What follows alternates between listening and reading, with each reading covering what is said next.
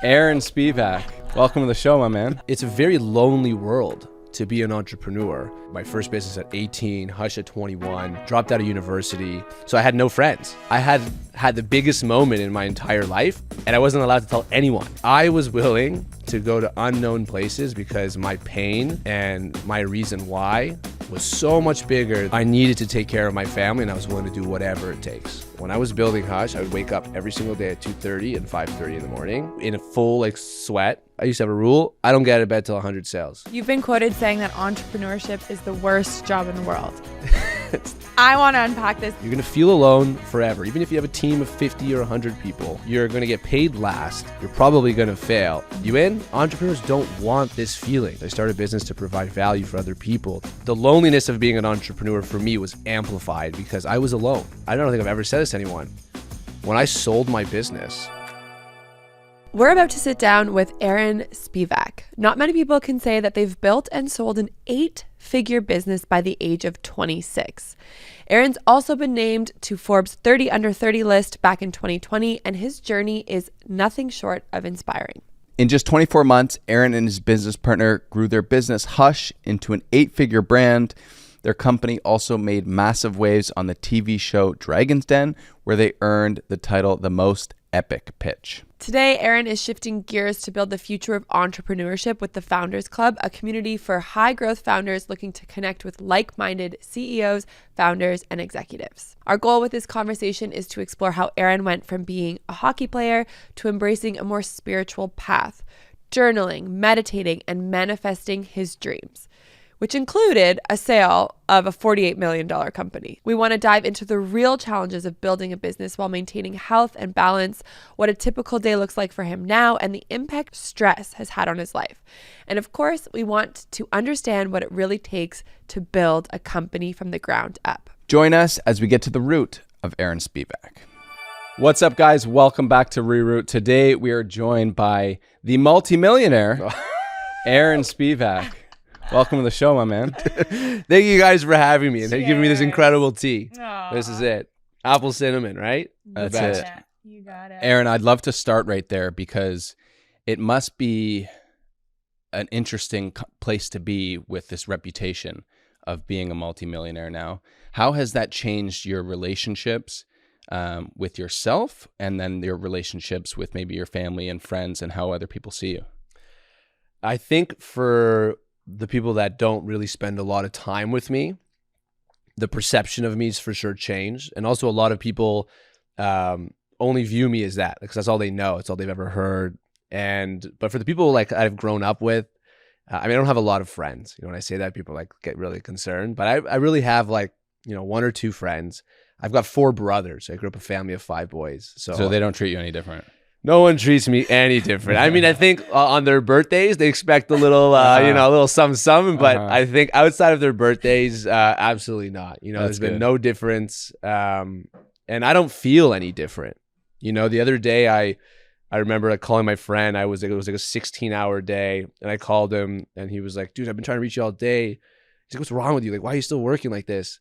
And I was like, why would I not? What it hasn't changed the hustle. What would change this? So sometimes it's I really haven't changed. But other times where it's I want to go on vacation, or if I want to travel with my brothers or go somewhere with my friends, definitely a much different thought process than when I was 24 and DJing on weekends to try to make it happen. Yeah, cool. Love it.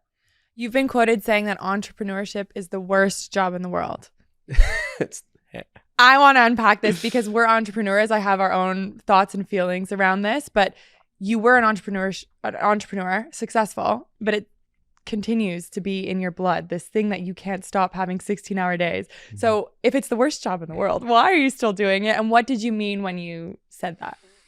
I think the whole idea of entrepreneurship is a special breed of a human being. It's someone that wants to take the most amount of risk, statistically not going to see any results, right? And beyond that, you get the least amount of credit. So many of us see the headlines and the 48 million and the Elon Musk and the Jeff. We see all these amazing entrepreneurs, but what really runs the world is all these entrepreneurs we don't hear about. The people running the restaurants, the people hustling every single day, 16, 18-hour days. They get paid last. They have to make payroll. It's a very lonely world to be an entrepreneur. And with everything stacked up against you, no one will ever really resonate with that. And for me, that's like the worst gig. Imagine I told you, hey, you're going to feel alone forever. Even if you have a team of 50 or 100 people, you're going to get paid last. And statistically, you're probably going to fail. And you have to put up all your money to start. You in? You would say, absolutely not. I'll go get a job. And in 2 weeks, I'll get my first paycheck. And that to me is why I'm so attracted to entrepreneurs, because I think it's a special soul. It's a special human being, someone that is really willing to fight for whatever that fires inside of them. And it really is taking the most amount of risk. And I think it's the worst job, but the best life if you truly connect to it. Eamon was a born entrepreneur. I say this all the time. He was the kid doing the lemonade stand that turns into the window cleaning. Like, do you want flowers outside your business? It was just, and it's never been an option for him to do anything but work for himself. I have learned it. I am like where's the stability? Where's the person saying good job? Like, there's none of it in entrepreneurship, and it can be so lonely. So what are you doing now? And I think this kind of segues to how you guys all met and connected, and why I think it's so cool to have founded the Founders Club. Yeah, I mean, first of all, I resonate with that. I was window cleaning and I only stopped window cleaning because I fell off a roof. I didn't tell my mom, and I was like limping for a week. And then she's like, you for sure fell off a roof. I fell off a roof. She's like, you got to stop that, but yeah, lemonade stands and without really knowing why I'm even like, why am I doing this stuff? Like, why am I excited to be like trying to sell lemonade? It just didn't make sense. Why am I door knocking? Nothing made sense, but you felt drawn to it.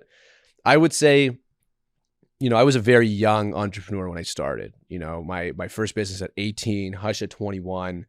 I dropped out of university. So like the loneliness of being an entrepreneur for me was amplified because I was alone. Like all my friends were at Western and partying and just having the best time. And I was like opening up the juice shop at 6 a.m. and then meeting my co-founder in Hush, Lior, at 5 p.m. And we'd work till midnight every day and like just have Gary Vee videos on in the background, like hyping us up. Like, it's Monday. And I'm like, let's go. It's Monday, like just like Tony Robbins playing like nonstop. And I thought I was just different, but the loneliness was huge. And the feeling turned to a reality when business actually started to grow. And that's the scariest part for a lonely entrepreneur, because now you have many people that rely on you. So we went from a 2-person team to 10 to 20.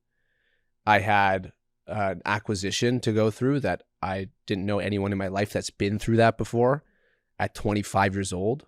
My dad never sold a business. I didn't know anyone. And on top of that, we sold to a publicly traded company, which means I was definitely not allowed to talk to anyone about it.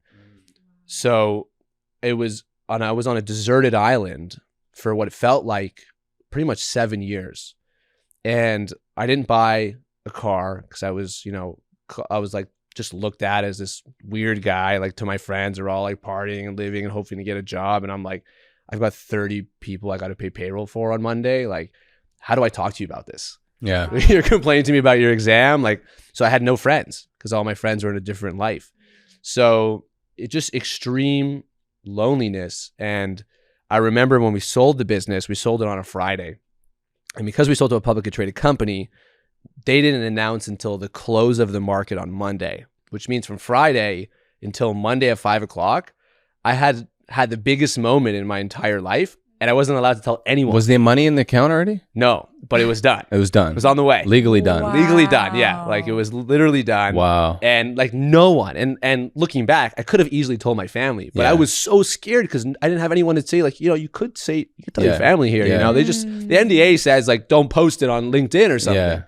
So I was just bottling it up and like shaking. Like, everywhere I go, I would just like sit in my car for 7 or 8 hours. Some nights I was like, oh my God. And it was the longest like weekend of my entire life. And then, Monday hits and it happens. And then you just realize that like, it's the same what Monday. is going on? It's just a normal I'm just Monday. like by myself again. Yeah. There's no difference. And that's when the moment I was like, entrepreneurs don't want this feeling. This is not why I started business. I started business to provide value for other people, to build community, to like do some good in this world, whether it's a blanket that helps you sleep a little bit better, whether it's a juice, whether it's a community, some sort of value. And it was almost a triggering moment where I was like, why is there no place for entrepreneurs to be in a safe, guarded community to actually ask for help without someone else having a horse in the race? And I've been bamboozled by a bajillion people, from agencies to lawyers to this, because I had no one to rely on. Right. And that was the beginning of where I was like, we need to start a community. And that's where Founders Club came to be. And that's how we met, which is just, to me, just the beginning of what I hope to be a really strong community for decades as entrepreneurs go through different seasons in their life. I love what you're doing at Founders Club, but I do want to go back quickly to that moment of the money finally hitting your account. Okay, describe that feeling, and then maybe describe that feeling a day later, a week later, or maybe even a year later. I'm a big manifester, like huge, like to the point I think for the last 7 years, I've either written in my journal every day or have, recapped at least every week. Wow, in that's my awesome. journal. I've got books for every single year. I've always want my kids one day to go back to like what it looks like a 27-year-old Aaron and pick a day and read it, That's cool. We have that, but we have vlogs. Yeah, you have editing videos. But you're getting on it. Your YouTube channel's popping. We're getting on it. Yeah, I love that. I'm very like written like, kind of to myself. But how cool would it be to watch a vlog of like starting Hush? That's why I started this. Yeah, because I was like, all I have is like videos of myself on my phone. I don't have anything. Well, at least you did that, right? A lot of people don't do that. Oh, that for sure I did. And like just us in the warehouse till 2 a.m. Love. But when I journal both sides of my story. So I journal what is, like the way where I am right now, the way I feel. Mm-hmm. And then the second page is I script the future in very like mega details to the point where, as a 19-year-old, I used to really want a Lamborghini. I don't know why. I feel like every 19-year-old. Yellow or black? It was black. Mine's black too. Orange and orange stitching. Nice. Yeah, you see, we're the same person. Nice. And yellow's just too flashy. Like the Lambo looks good enough. I want black, but like just a little orange where that's like, cool. It's mine. That's cool. I like that. And when I would do this script, I would go like super detailed to like, opening the door, to like the way the leather felt on my hands. Wow. To like, that little button you flick open and turn it on. This guy's tapped in. Yeah. And then like the first rumble. And no matter what, every time I'd close my eyes and like step into this vision, I never felt comfortable in that car. I don't know why. I've never been in one, by the way. But I just like always envisioned like I'm not that comfortable. I always felt like I'm like tight, And I'm like, why am I tight? I've never been in one. Maybe it's like luxury seating. I don't know. And then anyways, fast forward like almost 7 years, I kind of dropped that vision. My buddy gets one, brings it to my house, and he's like, you got to take it for a spin. And I'm like, I can't wait. I've always wanted to drive one. Anyways, jump in the car, get in, turn it on. Like, this is unbelievable. I do like my first right turn and I'm like, my back cracks. I'm like, oh, the seat is so uncomfortable. Wow. The second I said that out loud, I'm like, oh my God, I knew this 7 years ago when I was trying to get into it. So with that being said, I did the same thing for my business. And the day we started the business, my founder and I, like my co-founder and I, we would go every single day and we would write on the wall, like, who's going to buy us, for how much, exactly when. And no lie, we were like pretty much on the money. We said 5 years, it was 4 years. Everything else was dead on. We knew who would buy us, what our business would have to look like. We reverse engineered, and then we would role play every day. They paid us. So every day we would celebrate at night. We'd be like, all right, Ferraris. And we would go on like Auto Trader and be like, I get this one, you get that one. And we'd role play. Wow. You're actually attaching the elevated emotion to the experience before it's even happened. Exactly. So it's already happened, right? It's like in your mind, it's happened. You're operating as if it's happened. Mm-hmm. So the future of it happening is just a matter of time. Right. So when you asked me in the beginning, like what it's like to be this like multimillionaire, in my head, I've been a millionaire for a long time. Hell yeah, dude. You were giving me goosebumps. I was like, oh, we'll talk about business. How cool could it be? Dude, this is I love this. everything. Everything. And this is a business application of it, but this is for anything you want to manifest in your life. Get clear on it, attach the emotions of it, and start behaving as though it's already happened. Mm-hmm. And I'll never forget, like my co-founder and I were just like late at the office on the Friday night. It was like 6:30 and like no one was there, and we finally got like the doc, and we sign the DocuSign, you send it back.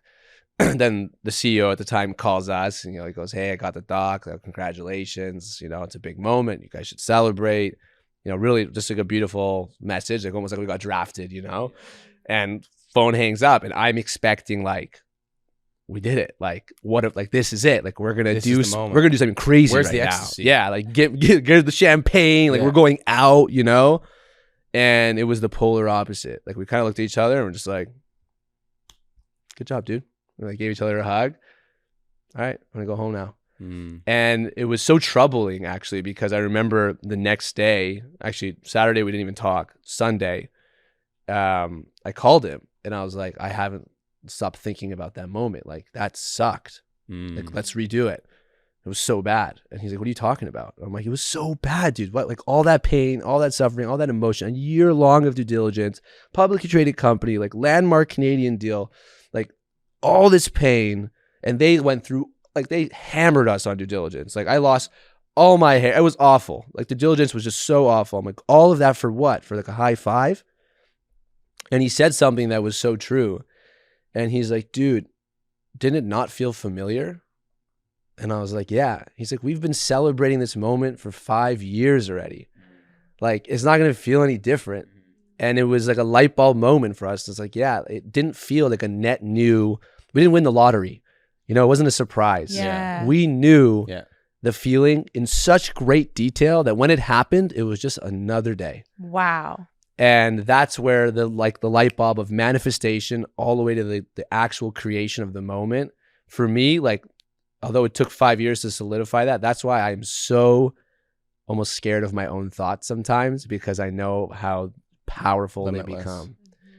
And that's why I journal, because sometimes I'm scared of my own thoughts and I'm like, I need to like just flush through this one a little bit more. I can't sit with it. Are you scared in the sense of we're not afraid of our darkness, we're afraid of the superpower that we are? Or do you also find yourself in like a negative thought pattern and hey, like my thoughts are really powerful, I'm going to get this out?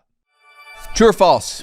You should drink 8 glasses of water a day. Yeah, it's false, actually. The truth is that healthy hydration just isn't about drinking water. It's about water and electrolytes. It makes sense. You lose both water and sodium when you sweat. Both need to be replaced to prevent muscle cramps, headaches, and energy dips. But most people are only replacing the water. And that's because since the 1940s, we've been told to drink 8 glasses of water per day, whether we're thirsty or not. Drinking beyond this thirst is a bad idea. It dilutes blood electrolyte levels, especially sodium, which leads to headaches, low energy, cramps, confusion, or worse. The solution isn't to stop drinking water. It is drinking water plus electrolytes. I know when I'm at my gym in the hot room, like the sweat is in my mouth and it's so salty.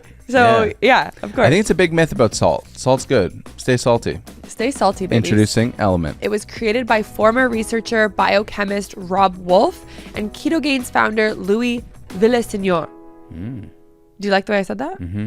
Element has enough sodium, potassium, and magnesium to get you feeling and performing your best. We've been loving. I think I'm addicted. I'll have one any time of day I can because I'm obsessed with What's your favorite flavor? chili mango. Yeah. Is it yours too? Well, I got you onto that. The best part is Element has 0 sugar, artificial colors, or other dodgy ingredients to hold you back from just getting into it. Element came up with a fantastic offer for us, so just go to drinkelement.com/reroot and get a free sample pack with every purchase. I used to call it LMNT. Eamon makes fun of me a lot for that. Well, it's because she still calls it Element. Yeah, I'm like, is it LMNT or Element? Can you grab me an Element tea? Drink LMNT is the website though. So go to drinkelement.com/reroot. We high five after every ad read now. I have a really weird thing about me. Tell me. When I like say things, maybe I'm making this up. I call it a manifestation circle. For me, it happens sometimes, usually within 48 hours. It's terrifying. Like Ned knows this. Or exciting. Like, if I say, or exciting, but that's why I'm so careful with my words. When I say something, it literally happens so quickly. Sometimes it takes, I think for me, I notice people take 3 to 6 months sometimes. For me, it's usually within a couple days. Are you a spiritual guy at all? Yeah, very. Me too. Are you into meditation? Oh yeah, like meditation, breath work every day. Yeah. Oh yeah. and getting more into it, Yeah. you know, but I'm so aware. You're a high And- frequency individual, man. Very high frequency. And energies are so important to me. Like I 100%. the people around me, So like you're making those connections, right? Yeah. Like that. Once you understand that world, it's such a brain fuck when you're not Time into it. is like not even real. But it You know, doesn't- No wonder it happens in 48 hours for you. it's Yeah. freaky, guys. Yeah. It's sometimes I'll like say something negative and I'll be like, fuck. And I'll like try to wash it out. I'm like, I hope no one heard that. Like, Yeah. And like, especially, and for me, it's a big difference from the words that I speak versus the thoughts that I think. Mm. Second I say it, it's very dangerous. So I'm always so intentional with what I say, and I've crafted my whole life that way. My whole life. So let's dive into that a little bit. How did this Aaron Spivak? You were a hockey player, kind of a bro, I'm assuming, growing up in Thornhill. Five boys. Yeah. So how does someone start getting into this path of journaling, spirituality, manifestation? Because those aren't words that are tossed around in the locker room. Although I do think my brother's a coach, and he was saying more and more you hear the athletes talking about, I worked with a hypnotherapist, I was I meditating, think that's I starting manifested now. this win. And it's like, Yeah. of course, you got to get out there and know that you're going to get that hole in one and feel the feeling of it before it happens, or you're never going to win. I think in sports, I played hockey for 20 years. I think in sports, we were doing it, but there was no connection to what we were actually doing. You know, like you were not allowed to say negative things in the dressing room. Like if you said something like, oh, we might lose tonight, everyone would be like, what? Yeah. So there was like already like a culture of bringing positivity, speaking good things, challenging negative thoughts, not being scared. But no one actually packaged it in a way where it's like, hey, we're going to sit down for an hour and we're going to go through every single shift for the game. And like no one's ever done, like no one, now they're starting to like really Now there's sit science there. on it. There's science. They're like I know quarterbacks are envisioning every play, every throw. Yeah. You know, you see it in pilots all the time, like the Blue Angels. I'm obsessed with those. Like you guys got to watch it on YouTube. Like they do the air shows and they fly like perfect to Like each other. 2 feet from each other. The way they practice before is they all basically sit at like a boardroom table, close their eyes, and then they do all the motions of the like plane. And then they have a camera that does looks at them with AI and sees it like how far off they are. Wow. And they do it like blindfolded. What's it called? The Blue Angels. Wow. You guys got to look at I'm it. It's into it. unbelievable. Sure. I learned it from me wanting something out of life that I felt was uncommon, which was I really wanted to be able to take care of myself and my family. I really wanted to build something, and I didn't know anyone that did. So the YouTube videos, the Tony Robbins, you know, I remember going to Unleash the Power Within, Oh, cool. you know, at 18 years old. Are you the youngest of the brothers? I'm fourth. My younger brother's even more spiritual than me. Actually, he brought me in. I ended up doing a men's workshop in like Montreal. That was like the most eye-opening thing. That was like the first time I've ever been exposed at 19 to like any form of like inner child work and connecting all of that. You know, I was more of a chicken with my head cut off, but I knew what I wanted. I just didn't know how to like use the tools and understand it and actually feel things. And I feel like as an entrepreneur, if you there's a point where you can't feel everything because then you'll go nuts because there's so much coming at you. But there's also a point where you need to tap into it and just make sure you're aligned with what's actually happening in your life. And that balance takes skill and takes time. And for me, it was just like I was just fortunate to naturally love it. It's amazing. You know? Yeah. And to discover it at such a young age. Shout out to your brother. Yeah, he was younger than Did me. he at drag you to that 17. thing? He went and did it first at like 16 or 17. Wow. And which was crazy. He was the youngest person to ever go to that workshop. Is he manifesting all types of shit in his life? Yeah, he's definitely, yeah. He's got the cold culture, the cold plunge company, and like that was something he was like the chest freezer guy. Yeah. You know, that was Yeah. him. So he was into that really early. Shout out culture. We got a culture in the backyard. We freaking love it. I Yeah. hit that thing every day. Like that's his soul into it, you know? Like he like so connected to that business and that purpose, you know, which is why I always tell him like no matter what, like the energy in the business is almost protected. Yeah. It's like a Oh, weird is it thing. his business? Yeah, it's his business. Oh, did I meet your brother? Him and Dan. No. Oh, You I probably met met Dan. Too, yeah. Oh, Yes. cool. Oh, Yeah. amazing. So I read that your mom was an entrepreneur. Or Yes. My yeah? mom's crazy. Is all she? time. Yeah, Tell all me time. more You've got some about your cool mom. stories with her. So my parents both immigrated from Israel when I wasn't born yet, but I think in their late 20s, early 30s, 3 kids under 3. So my 3 older brothers were born there.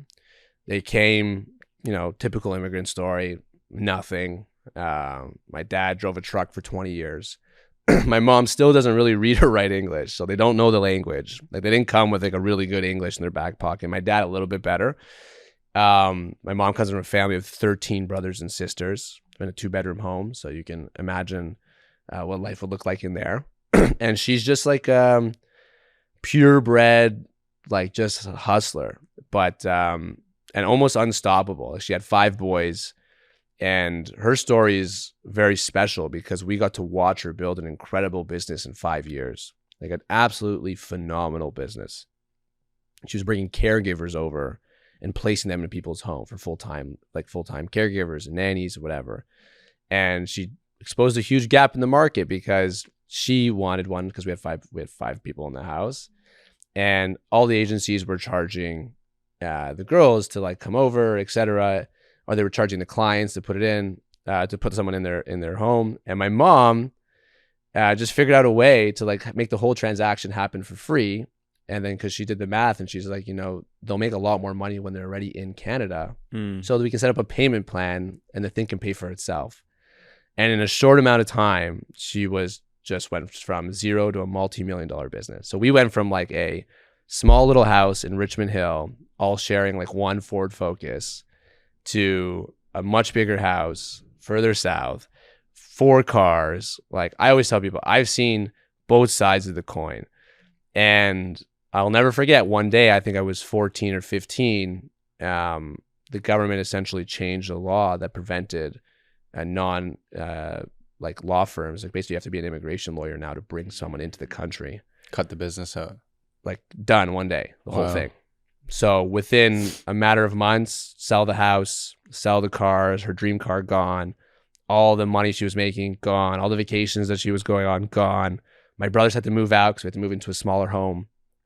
And then to make matters worse, within a few years after that, my dad, from all the stress of having to like carry the house and like basically downsize our life, has a stroke and can't drive anymore.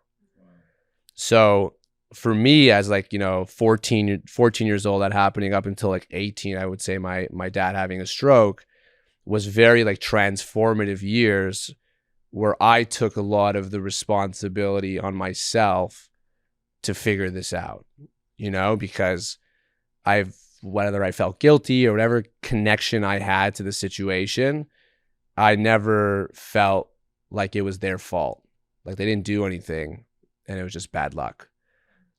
So that was really for me like a transformational moment where I was like, I'm going to figure this out for my family. And looking back from like 18 till 26, I was relentless. Like I always make a joke when I speak on stages, like it was blankets. It could have been a phone case. It could have been anything. Like You weren't passionate about the blanket. You were passionate about the I was business. passionate about what we were doing for people. Yeah. And no matter what I did, whether it was like the juice business, like no matter what we did, we were always helping people live a better life, and sleep is a huge superpower. But it wouldn't matter what I did. I knew that anyone we were competing with wasn't experiencing what I was experiencing and wasn't willing to do what I was willing to do. I was willing, for a year and a half, I didn't sleep. We were just doing naps, like 2-hour naps. Like we had a $20 million business with no employees. We had someone help us with social media. I was doing everything. I was doing all the customer support, all the product development, all the inventory, Lior, all the marketing. Like, Matt, we were taking out credit cards and funding ad spend, and people ask like, why did you do it that way? And it's, first of all, I didn't feel like I had any other option. I had no money, and then second, I was obsessed with the outcome. I was fully obsessed. I was willing to break through walls. Like I knew everything about my competitors too. This is one thing that people don't, some people don't love this. This can be the controversy, but I think it's from hockey when we play a big game, the coach will come to you and say, hey, here's the 2-3 guys you need to worry about tonight. Here's everything about them. Yeah. And it would get a little creepy. Like, this is his girlfriend's name. This is where he likes to eat. This is where he's from. Everything about him. So that you knew exactly who you were dealing with. And it was a superpower. Yeah. Because when it came time, Get in their head. you can get in their head. And they're equally as prepared typically for you. Yeah. And whoever's most prepared will win. And I brought that to business. I knew where my competitors lived. I knew the type of life they liked. I knew that like one of our biggest competitors loved to party. So I'm like, perfect. I knew what his overhead was. So I would adjust my ad spend to the point where I knew where his break-even point was. Wow. And mine was always lower because I was DJing every weekend and took no money from my business. To the point where then I was now number 1 on Google, number 1 on Meta. And everyone kept saying, like, how's Hush everywhere? We had 70,000 active competitors.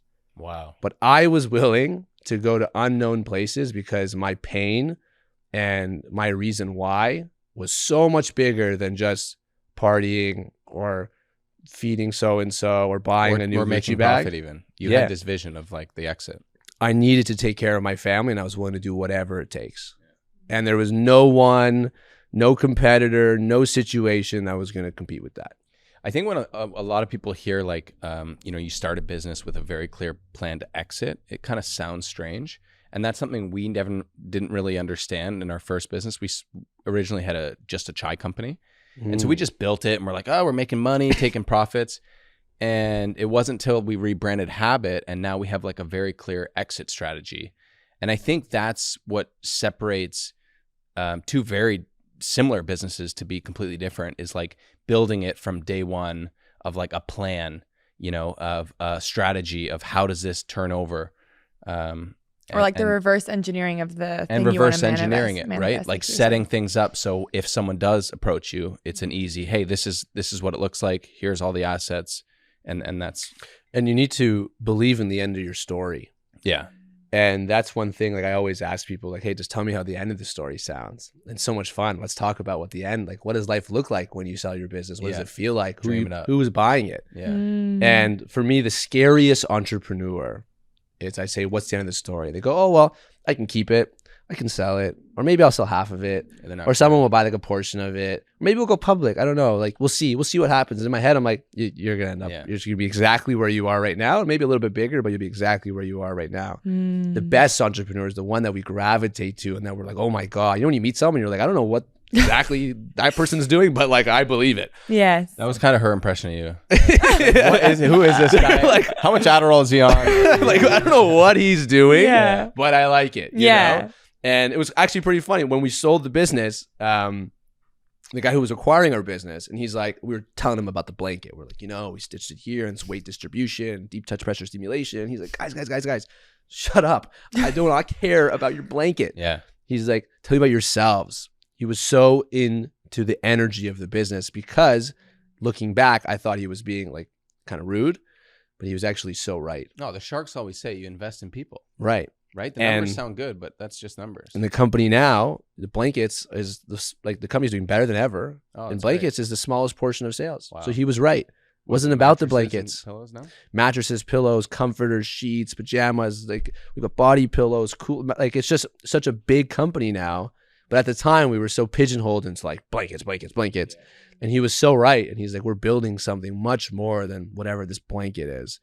And to me, it's like the same thing. It's like the person, the idea, and the end of the story. And if someone can ride along with you, like the end of your story, almost that's the way you build community. Because right people now jump on board. They want to be a part of it. Mm-hmm. One thing I wanted to ask you is we watched the Dragon's Den episode. Love that. Very well done, by the way. Thank you.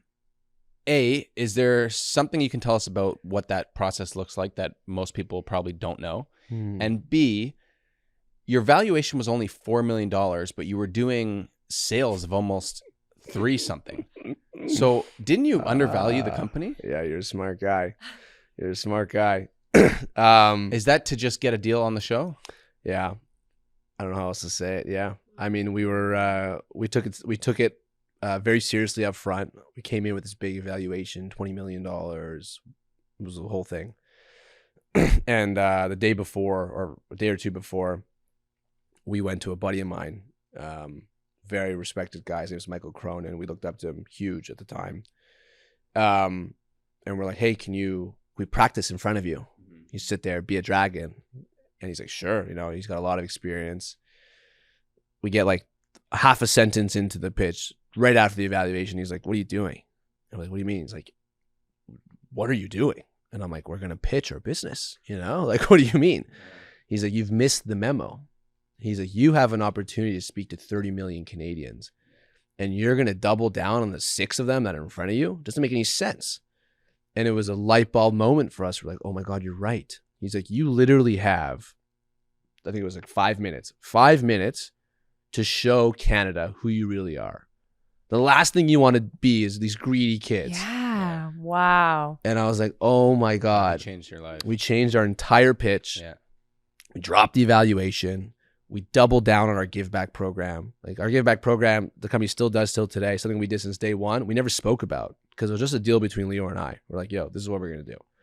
You know, we doubled down on that, and it became the most watched and you had pitch. the Dragons frothing. It was the first time ever in Dragons Den history where evaluation went up Of course. on a show. Yeah, that's Yeah. epic. It was Because crazy. they're Genius. so greedy, man. Those Yeah. guys are blind to it, right? And they knew what we were doing, but they're like, you're going to do it. We're going to take advantage of it. Of course. Yeah. And it made great TV. Yeah. So it Well was done. strategy for sure, and I'm very grateful for that switch because we would have just looked like idiots. They would have been like, I'm not giving you $2 million. Like, move on, and it would have just been a dead Right. pitch. Yeah. Genius. You talked about hair loss like so briefly. You Yeah, said it all in the time. passing. Just take my hat off. You see the flow. No, your hair looks amazing. Yeah, because I put $40,000 into my forehead. Oh. Yeah, you had a transplant? geez. Yeah, 8 months Wow. ago. It looks really good. So Yeah, was it's like that starting to come in now. that was stress related? Oh my God. So- Every single day during my due diligence, I would end the day, I'd look at my keyboard, it would be covered in hair. Wow. Whoa. Yeah, I'd pull my hair out. My hair would fall out. Like it would fall out and like I'd go like this, and I would just see like all my hair falling out. So it sounds like at 18 you understood like mental health almost. Yeah. And yet maybe you weren't applying it to yourself on a daily practice, like you were journaling, but to hear that you were pulling your hair out, it sounds to me from the outside that you didn't really have a nice balance going when you were building horrible. this company. Okay. Oh my God, I was so unhealthy. Gosh. Okay. Yeah, I was so unhealthy. I was so not.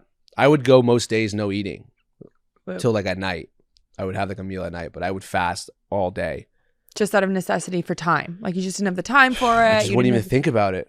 It was Wow. not a thing. I wouldn't work out. I was just so unhealthy to the point where I was like, I don't know, maybe I was 22, 23, so I still felt good. Maybe. Like maybe it was the youth but like looking back, I was so not optimized. I could have been so much more dialed. And yeah, I was 155 pounds. I'm 187 right now, you know, like, so think about like me, like almost 30 pounds less.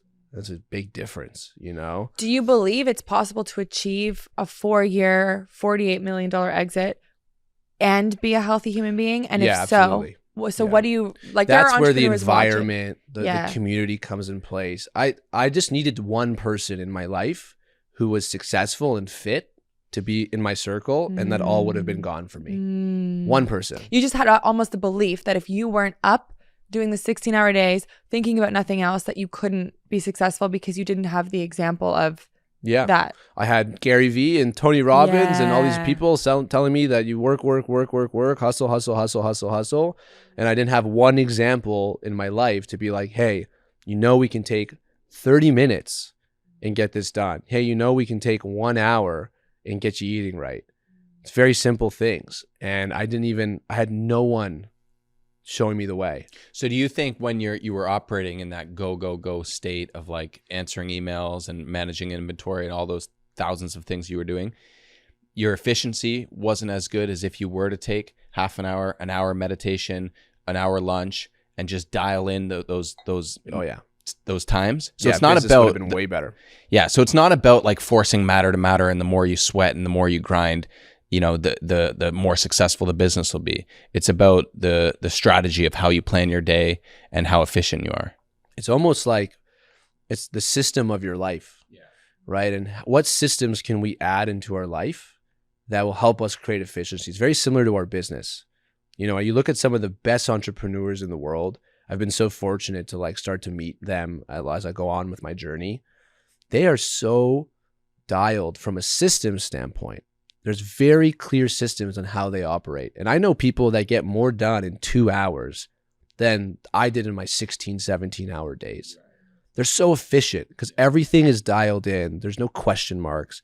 You know, a lot of my time, you know, I would sit there and like just think, and then fires would come and then email and all this stuff. And like, I wouldn't plan the year in advance. I would plan the promo like a month before, you know, or like a quarter before. And like, it wasn't based on any real system or anything. Like now, everything in my life is so systemized. I plan 16 months in advance, pretty much everything. I plan tomorrow, today, every single day.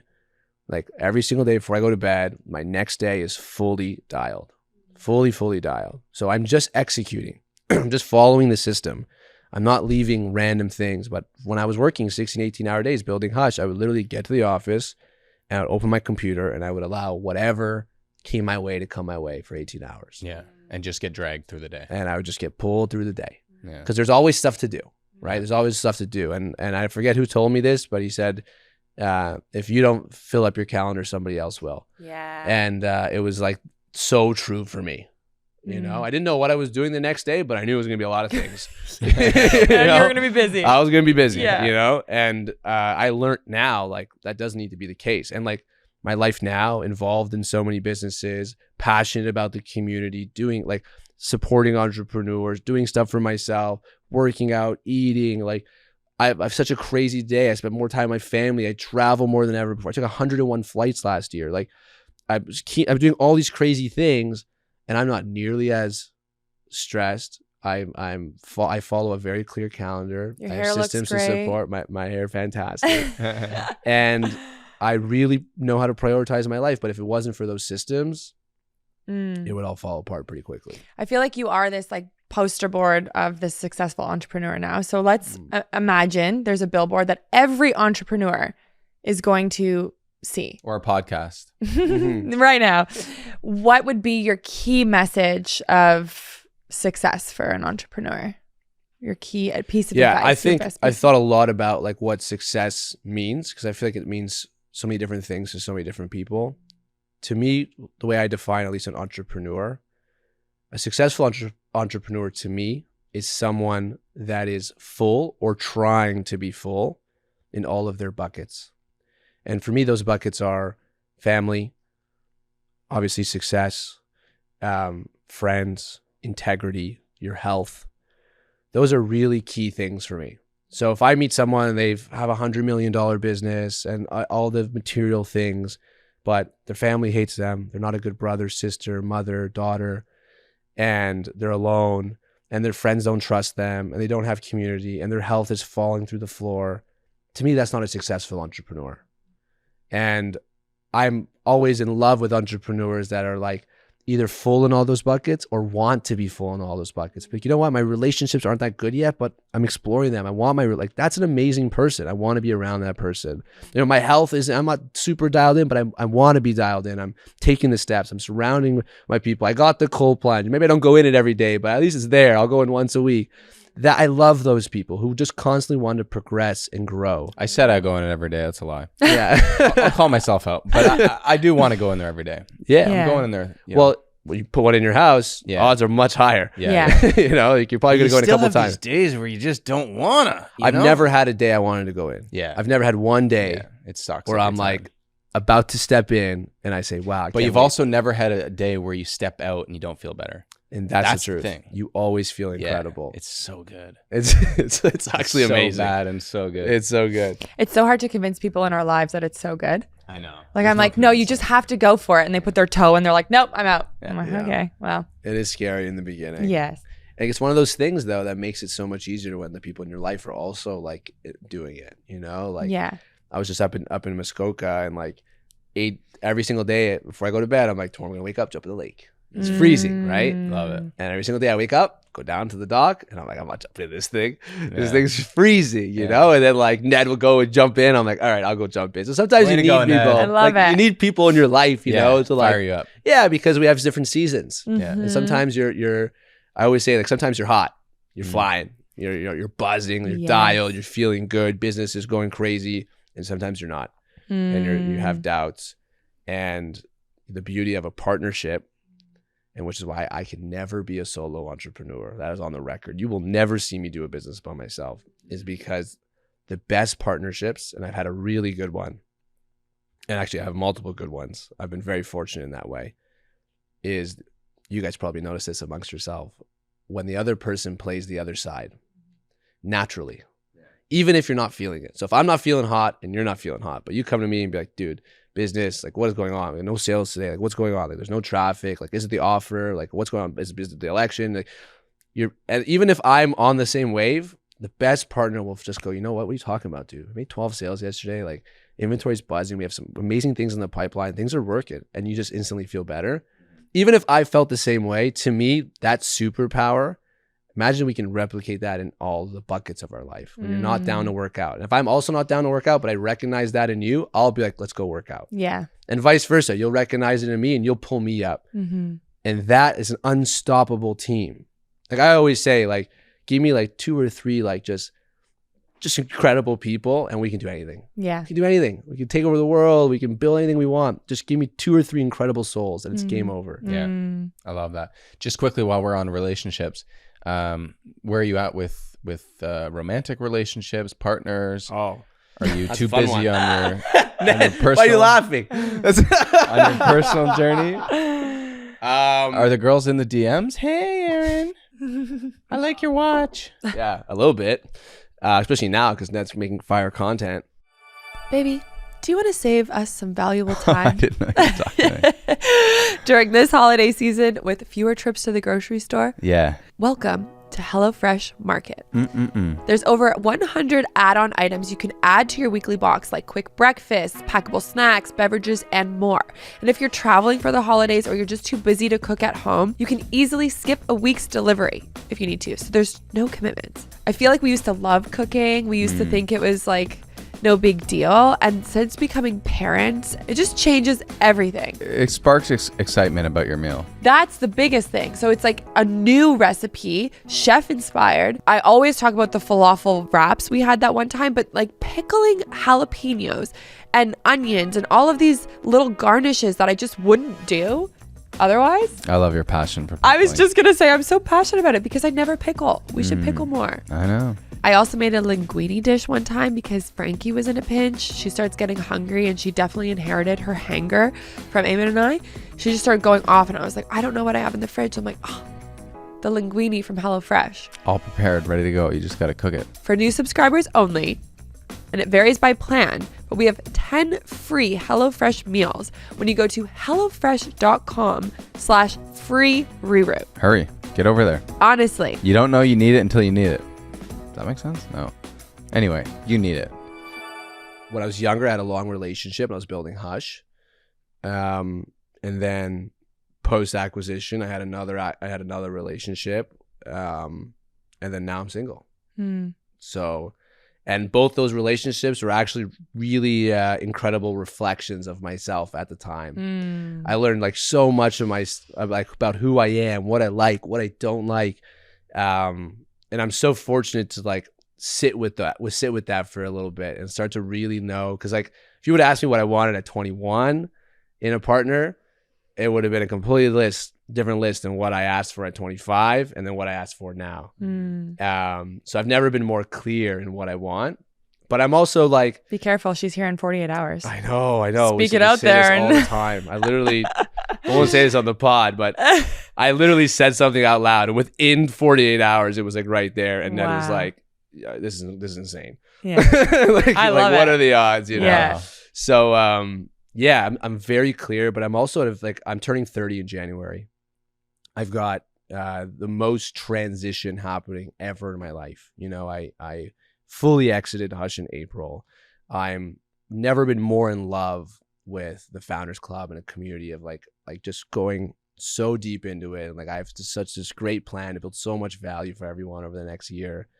And I'm moving to Miami, getting my visa, all within like 5 months. And on top of that, post-acquisition, I bought my dream car.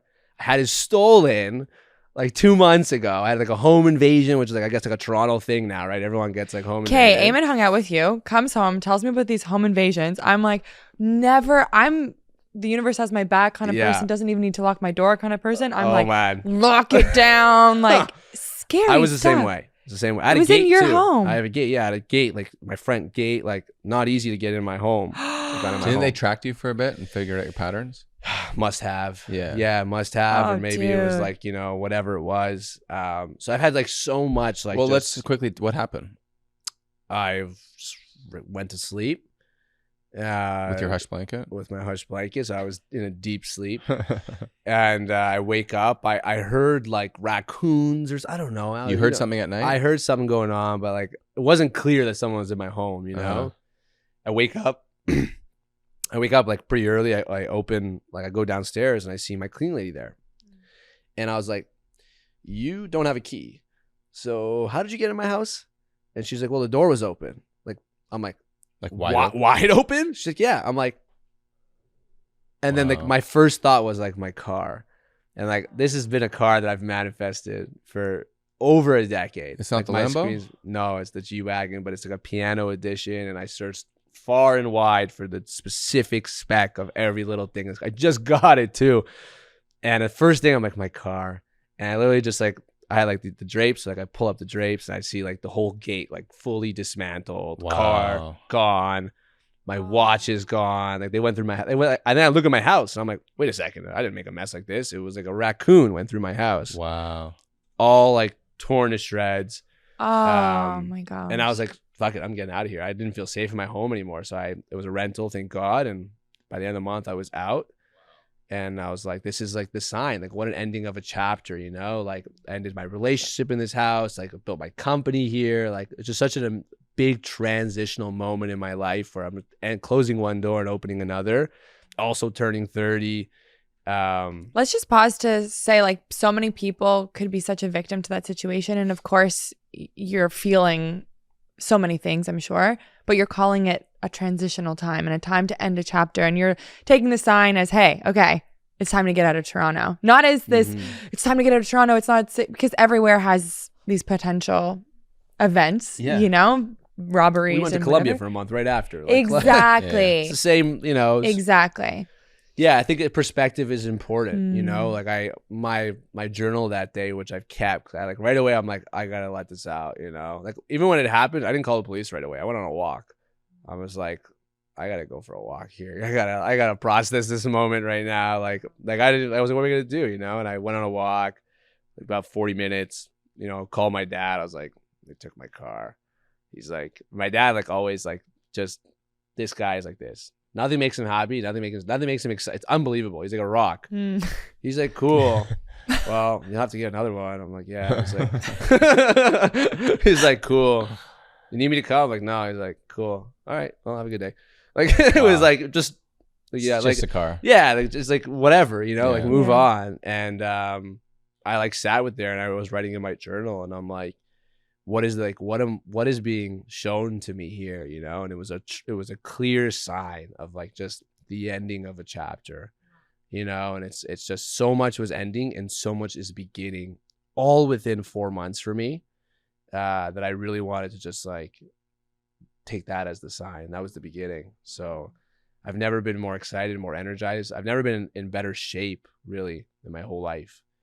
So I've been able to really focus on what's important to me, at least. So should we take us through a day in your life? Like, I want to learn from you. These practices, these journaling is like, I every time you say the word journal, I'm like, I'm thinking of the journal I have tucked in my bedside table. I want to journal more. Like, Yeah. you're just very inspiring. I'm super Yeah, I inspired. mean, it's not that crazy of a day, I would No, say. but that's what's like, cool. I wake up every morning for the most part. I would say at least 5 days a week.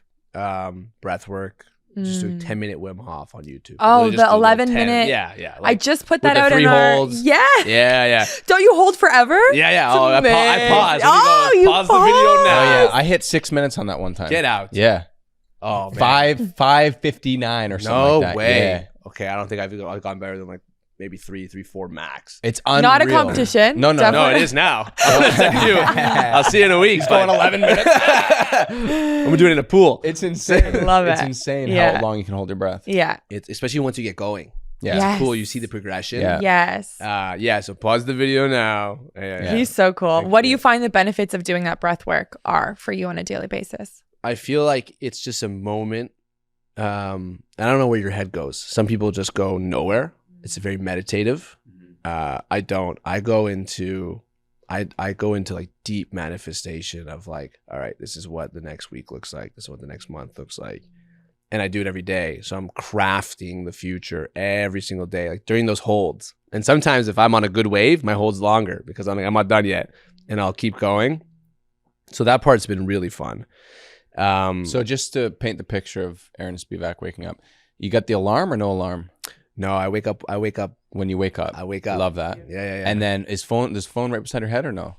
It is. Okay. Yeah. So we know that's not good. I got but- the worst habit ever Yeah. of being on my phone before bed. Yeah. Can't shake that one. Okay. You but can. then I could. Say it out I loud. could. I don't want to shake that one. Okay, You're not there there we yet. go. I like You're not it. there. I like it. my I don't know. excuse is that it's our baby monitor, so Ah. I literally can't shake You it. can just. I can buy you one.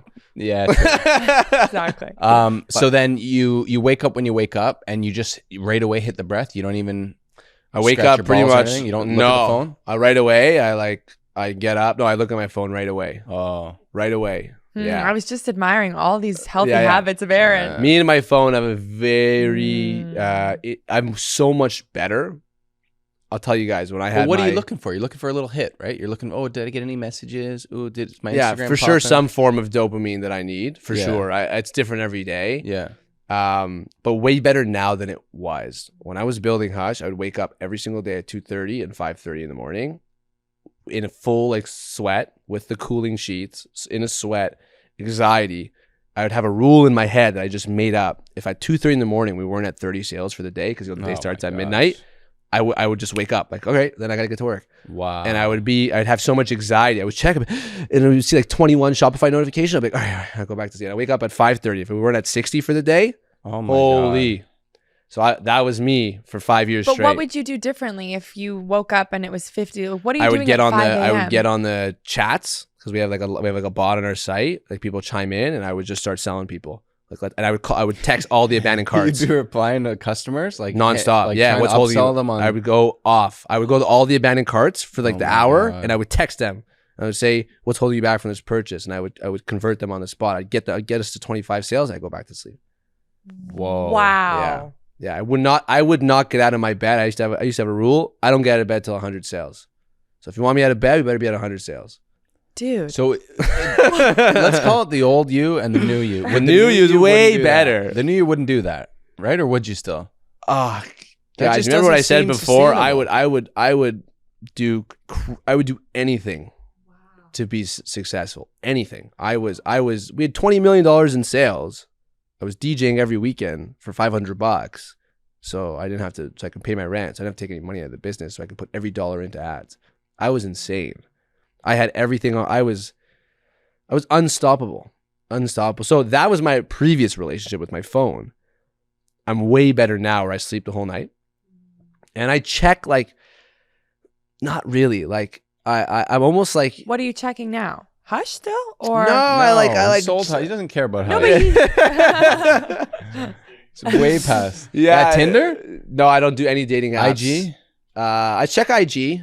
Yeah, I'll check like notify. Like I don't know. Like It seems like you understand the science, right? You are looking for a dopamine hit. I know I'm looking. You're for looking dopamine. for that little peak. a little bit or of even a cortisol, like a little bit of stress somewhere. You're like, oh, now that I've sold my company, where's my Yeah. 2:30 stress going to come from? Yeah, Gotta get exactly. it somewhere. Oh, Yeah. the election news stress or whatever. Yeah, I you need know? I need something. But you don't. Yeah, no, I know I don't. But I'm way better, and I'm getting better. That's So we great. had this discussion, right? Because Yeah. she, after her cancer diagnosis and everything, completely changed her life. Like literally stopped going on social media. And I was like, how do you do that? Like, this is our business. And then just by talking about it in education, I started unpacking that, I am addicted to these chemicals that I'm getting from the screen. And now I'm just so aware of it that even when I go to look at it, I'm like guilty that I'm scrolling and then I put it away. So it's like I'm kind of in like the level maybe like closer to where you are, because you don't even reach for it. But now I'm like, I go to open it and then I kind of put it down. I'll never forget Eamon and I having this like really intense conversation, and I hadn't been on social media for months, and we're just like conversing as partners do, and there's a pause because we need to just like sit with ourselves, and he picks up his phone and does like this scroll, puts down the phone, and it was almost like he could exhale. It was like I was taking like a hit of the joint. It or- literally That's my feeling every morning. freaked Yeah. me out. That's literally describe my feeling. I pick up my phone. It's almost like I'm holding my breath. Yeah. And then I go, oh. And now, yeah, that is me. So it's really helpful to like hide Instagram. I know it's super easy to just type in Instagram, but like get it off your homepage. It's And not then- on. I have to like go like. Yeah, things- that's key. No, but it's so funny because you hide it somewhere and your body learns in a second. Like, okay, you Like, just swipe 4 pages and you I get it. think. I just swipe down. I and think type in once I say I don't want to do it anymore. Yeah, you're not. I'm there at a yet. point now where I know it's not good. Yeah. But I'm like, you know what? I'm okay with it because it's way better than I was. Sure. Uh, No, we're all just 100%, evolving and 100%. changing. but takes it's time. like my performance coach Cam, he like is so good with his phone, it actually pisses me off. I can never get a hold of him. Right. I It hate drives guys like me. that. I hate it Yeah. so much. I hate it so I much. hate it Yeah. so, I want to like strangle him. I actually can't be friends with people like yeah, that. I told him. Like I called you, bro. Why aren't you answering? And I now know, like, basically until like 12, he won't answer me because he doesn't even look. He goes to work, doesn't even look at his phone. Wow. And I'm like, what if How there's do you navigate life? I'm like, what's wrong with you? And then at like 6 o'clock, he does like this no blue light thing. He's dialed, his performance coach, and you can't get a hold of him either. Wow. So I have like business hours when I can talk to him. Yeah. And he, no matter how much I yell at him, no matter what I tell, he just will not change. I kind of love it. I love it. It freaks me out. Yeah. He's fully disconnected. Yeah. Not even like a watch, like there's no connection. And I get it because it also works because I also I play on the other side where I know like 99.999% of things on my phone can wait. But I play devil's advocate to that. Like, well, I don't want to miss the 0.0001, But I feel like he's proven to me just by being his friend and him being my performance coach that like every single time I think it's urgent, it's not. And maybe And I think that's the what's beginning helped. of. Sorry. No, go ahead. I think that's what's helped me with my meditation journey is like taking that time to meditate. You really realize nothing's that important and there's really no rush. And that's kind of the overall thing I'm starting to pick up. And then everything becomes more chill and more fun because there's just not a lot of weight to it. You guys want to do some wacky stuff? You guys ever done like the ayahuasca stuff? No, not yet. No. I signed up. Did you? End Where's of the that? month. Costa Rica. Wow. Oh, yeah. I'm terrified. Have you ever done it? Never. No. When Yeah. we were in Peru, a lot of people we were traveling with were going to a shaman there, and I just remember hearing like you puke so much, and that was my biggest fear at the time. Was like, Oh my God, I hate throwing up. yeah, I kind of love throwing up. Really? Yeah. It's Like you pull trig? I have pulled trigger before, for sure. No, I'm. There's a part of me that's terrified, but like it's one of those things you feel called to it. I feel called to it. Yeah. For Yeah, sure then in a there you way. go. That's cool. And yeah, I'm going at the end of the month. it's You'll have to amazing. let Come us know. back, never use my phone again. I'll be, Yeah. I'll be unreachable. Yeah, flip phone. Yeah. Okay, so keep walking us through because I think Yeah. this is interesting. So you've done the breath work. You've looked at your phone already. Yeah, I've looked at my phone. I do the breath work. I'll typically journal right after breath work. That's cool. So I'm feeling good. I put on like something hertz, like a 920 hertz in the background, get the surround sound going, feel Nice. the Sonos? vibes. Yeah, Sonos. Frequency get of the love. energy, Yeah. every speaker, even the one in the washroom, I can't hear. I just get it all Love going. that. I get it all going, full Your house. cleaner's just walking through. Yeah. What's happening? Entire home, Yeah. Love and it. then just blast it and just feeling it. And I just like kind of let it rip, I just feel like whatever's coming up. I'll journal the previous day because I feel like you can't journal the end of the day. It's always weird. I always journal the previous day or the few days, and then I'll turn the page and I'll script, and I'll start to notice patterns. Like for me, that's where I know there's a connection here between like my energy, my mind, my body, when there's a pattern in my scripting. Like Or- what? Not just 1, 2, 3 days. Like this theme came up now 3 weeks Yeah. ago, kind of thing. Yeah, like I've been trying to get my like US visa for a while, and like I was like trying to script like, okay, like I have my visa now. I was trying to figure it out. And then like it wasn't until I found the language that really connected to me, where it's like the US, for me, like the language was America can't wait to have me. That connection, like boom. And then yesterday I got my visa appointment. Let's go.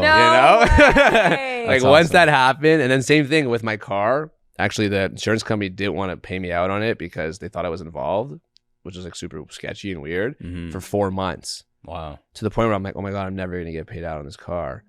And then it wasn't until I like started changing. I stopped saying that. Like Ned knows. I was telling everyone, I'm like, oh, they're going to scam me. They're not going to give it to me like that. And then I was like, wait a second.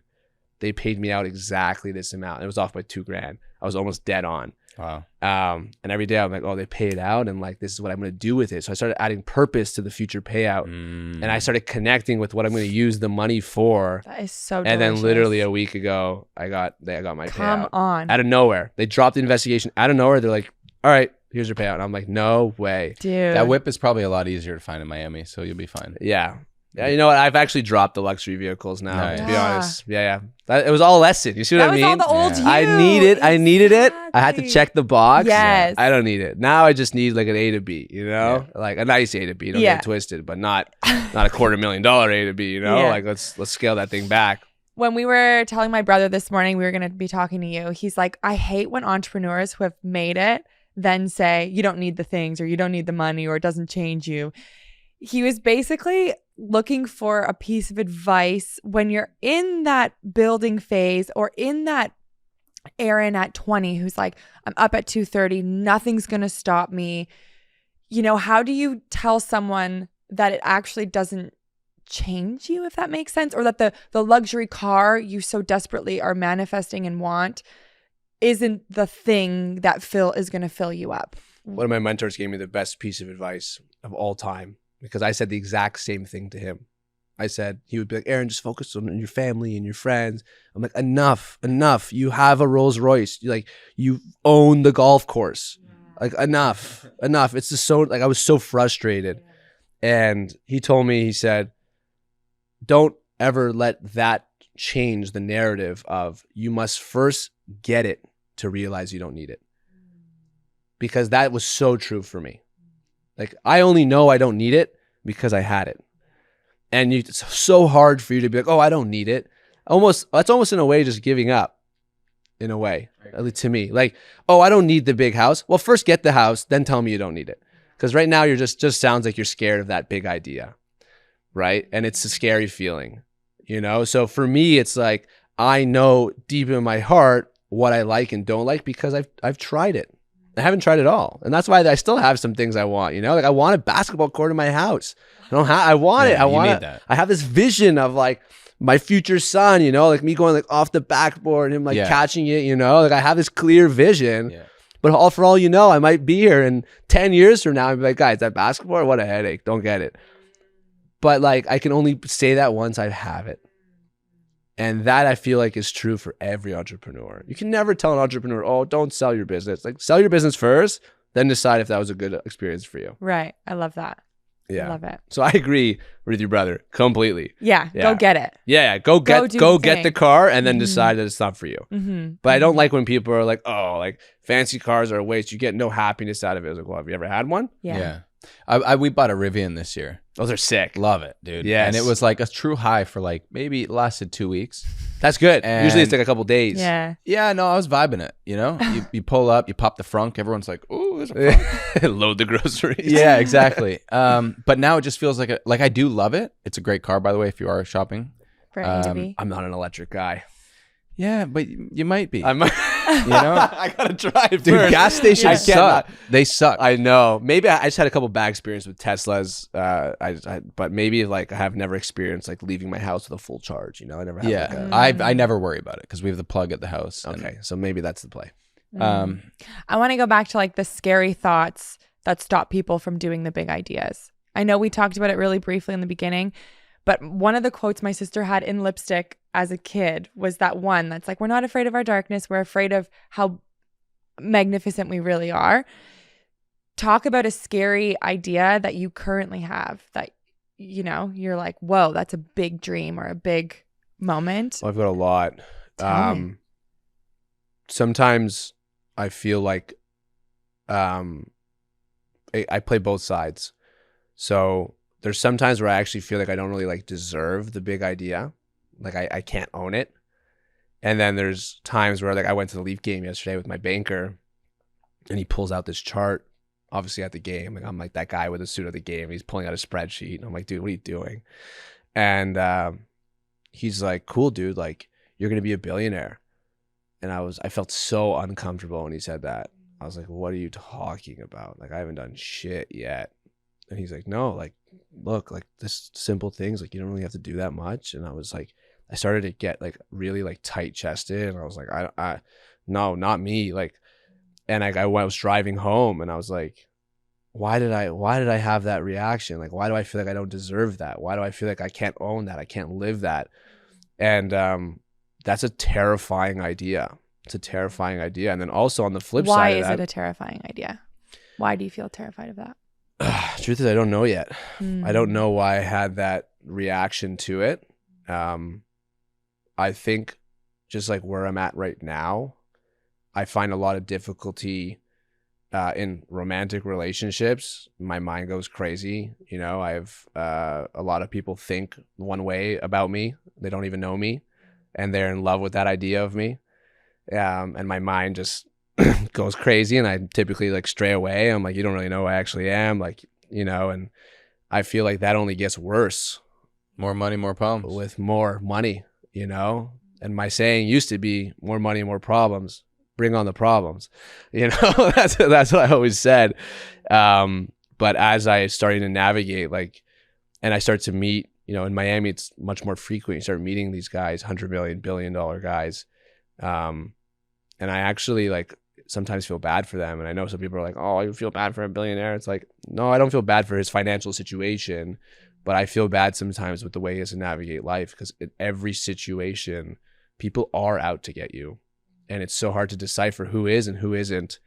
And my blessing and curse is that it happened to me at such a young age. I started my business at 26.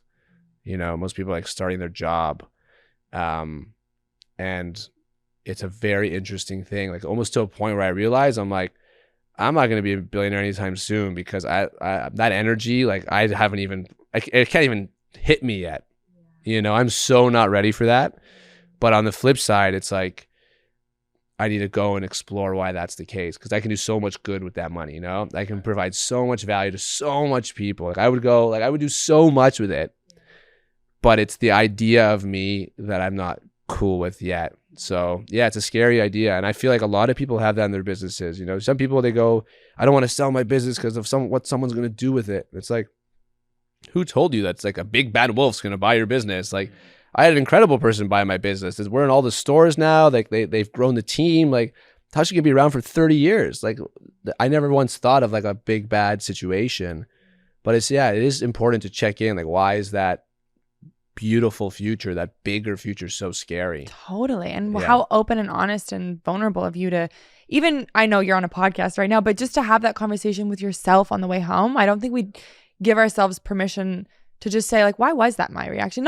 It doesn't have to be this negative thing. Like, why are you still in that mindset or belief system? But just being honest about, hey, like what came up for me and yeah. Like crazy. There's a part of me like in the beginning where actually, I don't even know if anyone knows this. This might be the one. I don't think I've ever said this to anyone. When I sold my business, I moved home to my mom's basement for 8 months, like monk mode. I didn't buy a car. I mean, I bought my mom her dream car, but outside of that, I didn't spend $1. Like literally not one single dollar. The number like came in as a whole number. It stayed as a whole number for 8 months. Wow. Like I didn't invest. I was so scared of just like the amount of shit that came my way. I was like, I'm not going to change. I am not changing.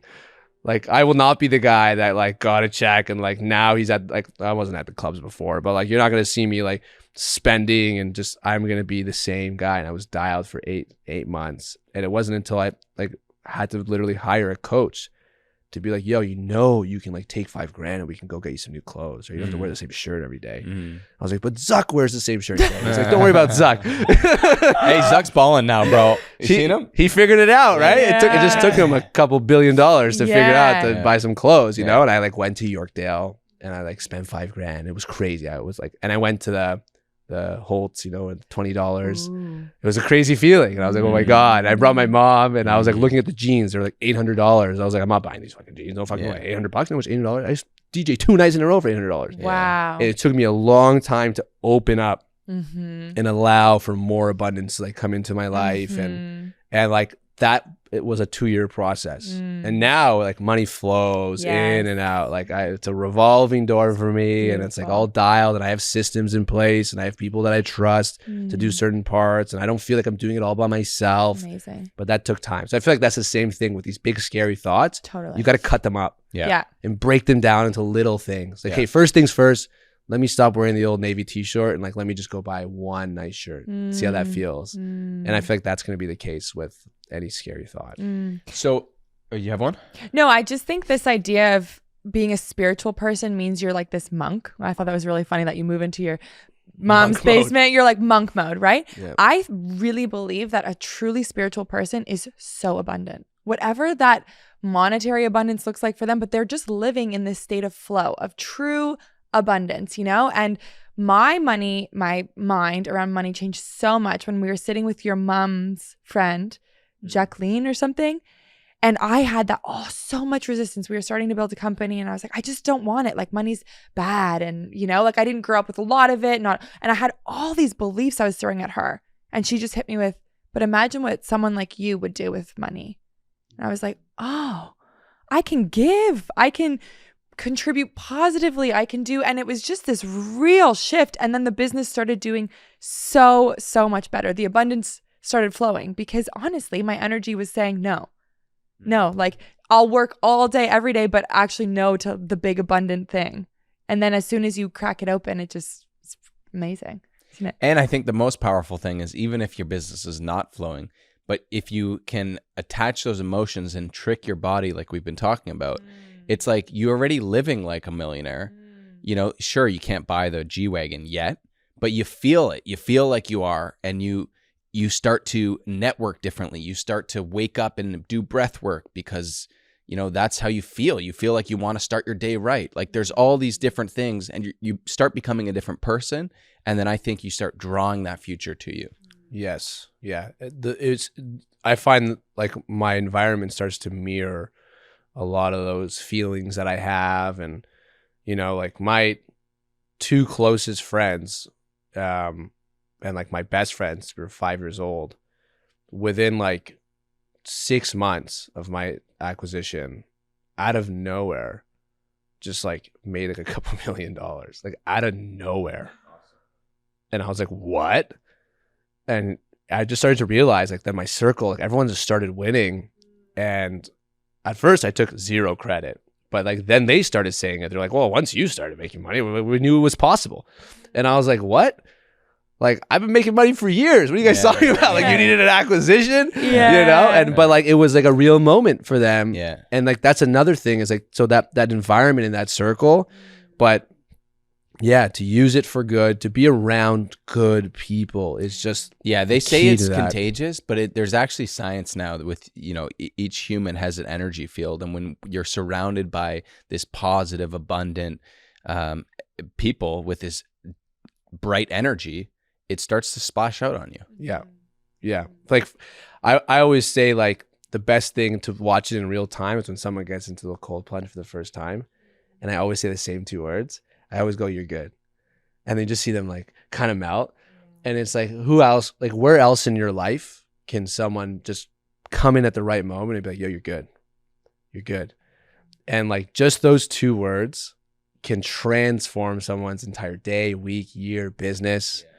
And I do it all the time. Like everyone, 10 times a day, I get hit up. Someone's going through something in their business. They have a question. And literally 99 times out of 100, I say, sounds great. Keep going. That's all I say. I'm hiring, firing this person, that person. Unless it's like, okay, here, go like talk to this person. Usually sometimes it is, but it's always like, oh, you're good. And even if it's like the world is falling, I'm like, you're good. And they always go, oh, thanks. I don't even know what's going on. Yeah. But just need Just a little someone to be like, reassurance. dude, you're good. And that goes a long way. So imagine like how many times you can hear that when you're in a very positive, abundant circle, when not everyone is complaining and saying everything that's going wrong in their life. And that is the superpower that I found, at least just by like creating this community. And it's like, how do we do that at scale? Yeah. So let's get into that. So 8 months go by, you know, you haven't spent $1. Now you start to feeling a little bit more Yeah. $800 abundant. jeans, Oh, I'm going to buy walking this, buy around. that. Yeah. I felt good for a bit. How does that lead you to this path of the Founders Club?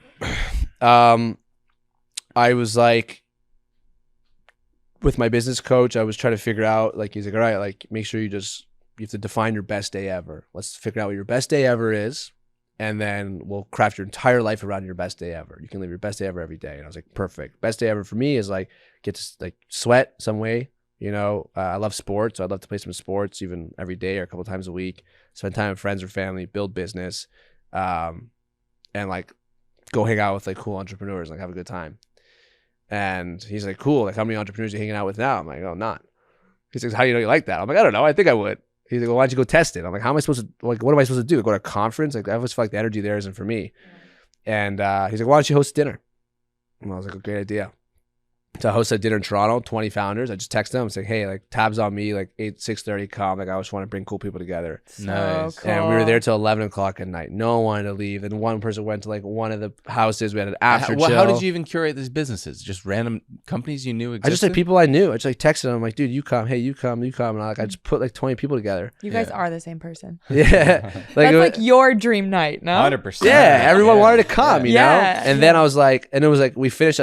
Then the next day, they're all like, all right, like, when's the next one? I was like, chill. That was like $4,000. Yeah. Like, I'm not that abundant. you know? And then I was like, you know what?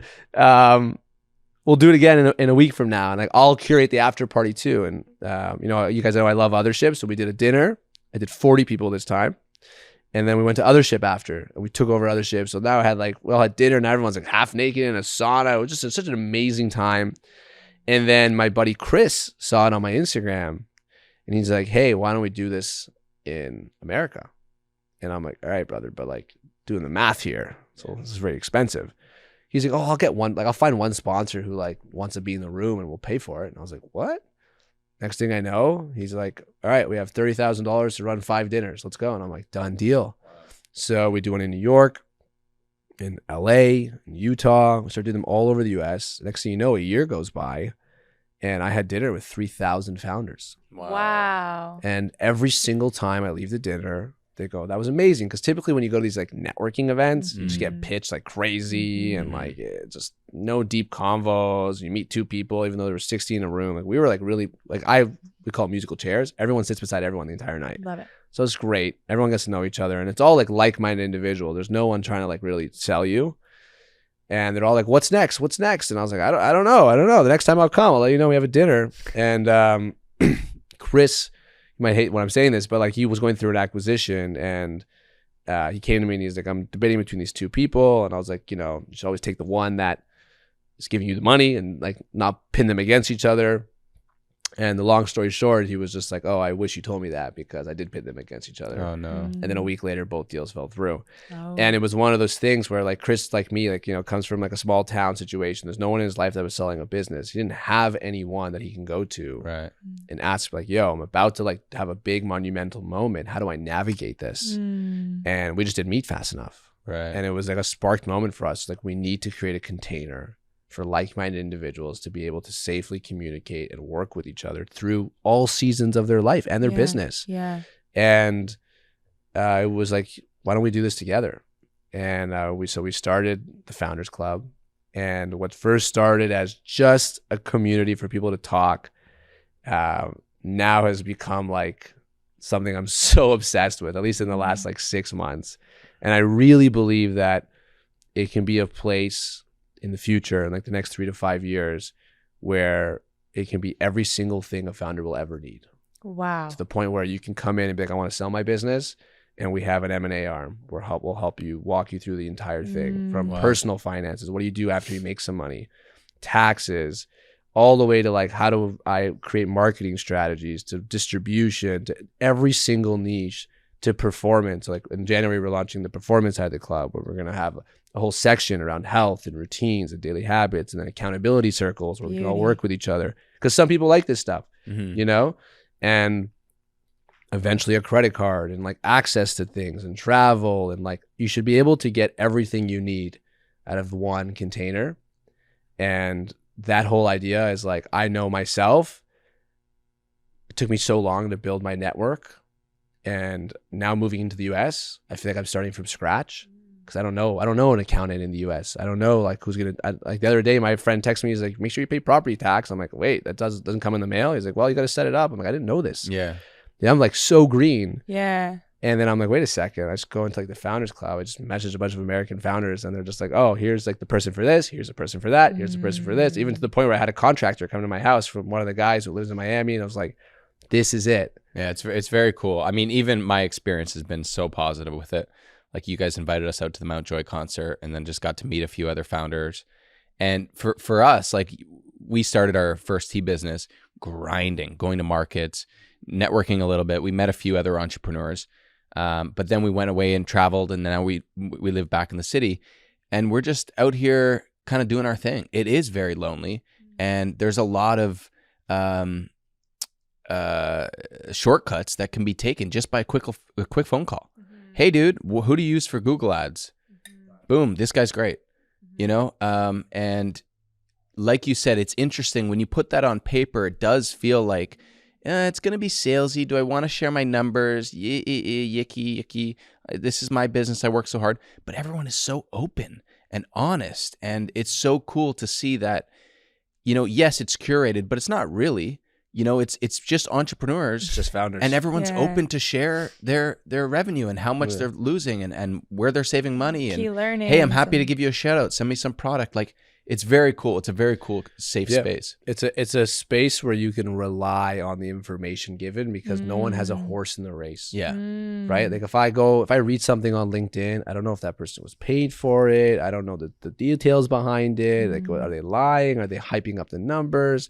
Because you never know what the point is of that post. Yeah. But like within the community, there's no benefit to me saying, oh, use that Google guy. There's no affiliate link. If anything, there's more of a risk. Yeah. Like, because the last thing is like, you're like, yo, you gave me it, but he sucked. Yeah. Right. So like now it's like real honest people vouching for people, and the vice versa to it all is people can be honest about their negative experiences. Yeah. Can't do that online. Someone's like, oh, this is the best person and you had a bad experience. You're not going to go on and be like, this guy sucks, because now you expose yourself. You're the negative person. Yeah. You're not going to do that. Accountability there. But in the community, if we're talking about someone, you're like, I didn't have a good experience. It stays there. Yeah. And you can be honest, you can be open. So much more gets done that way.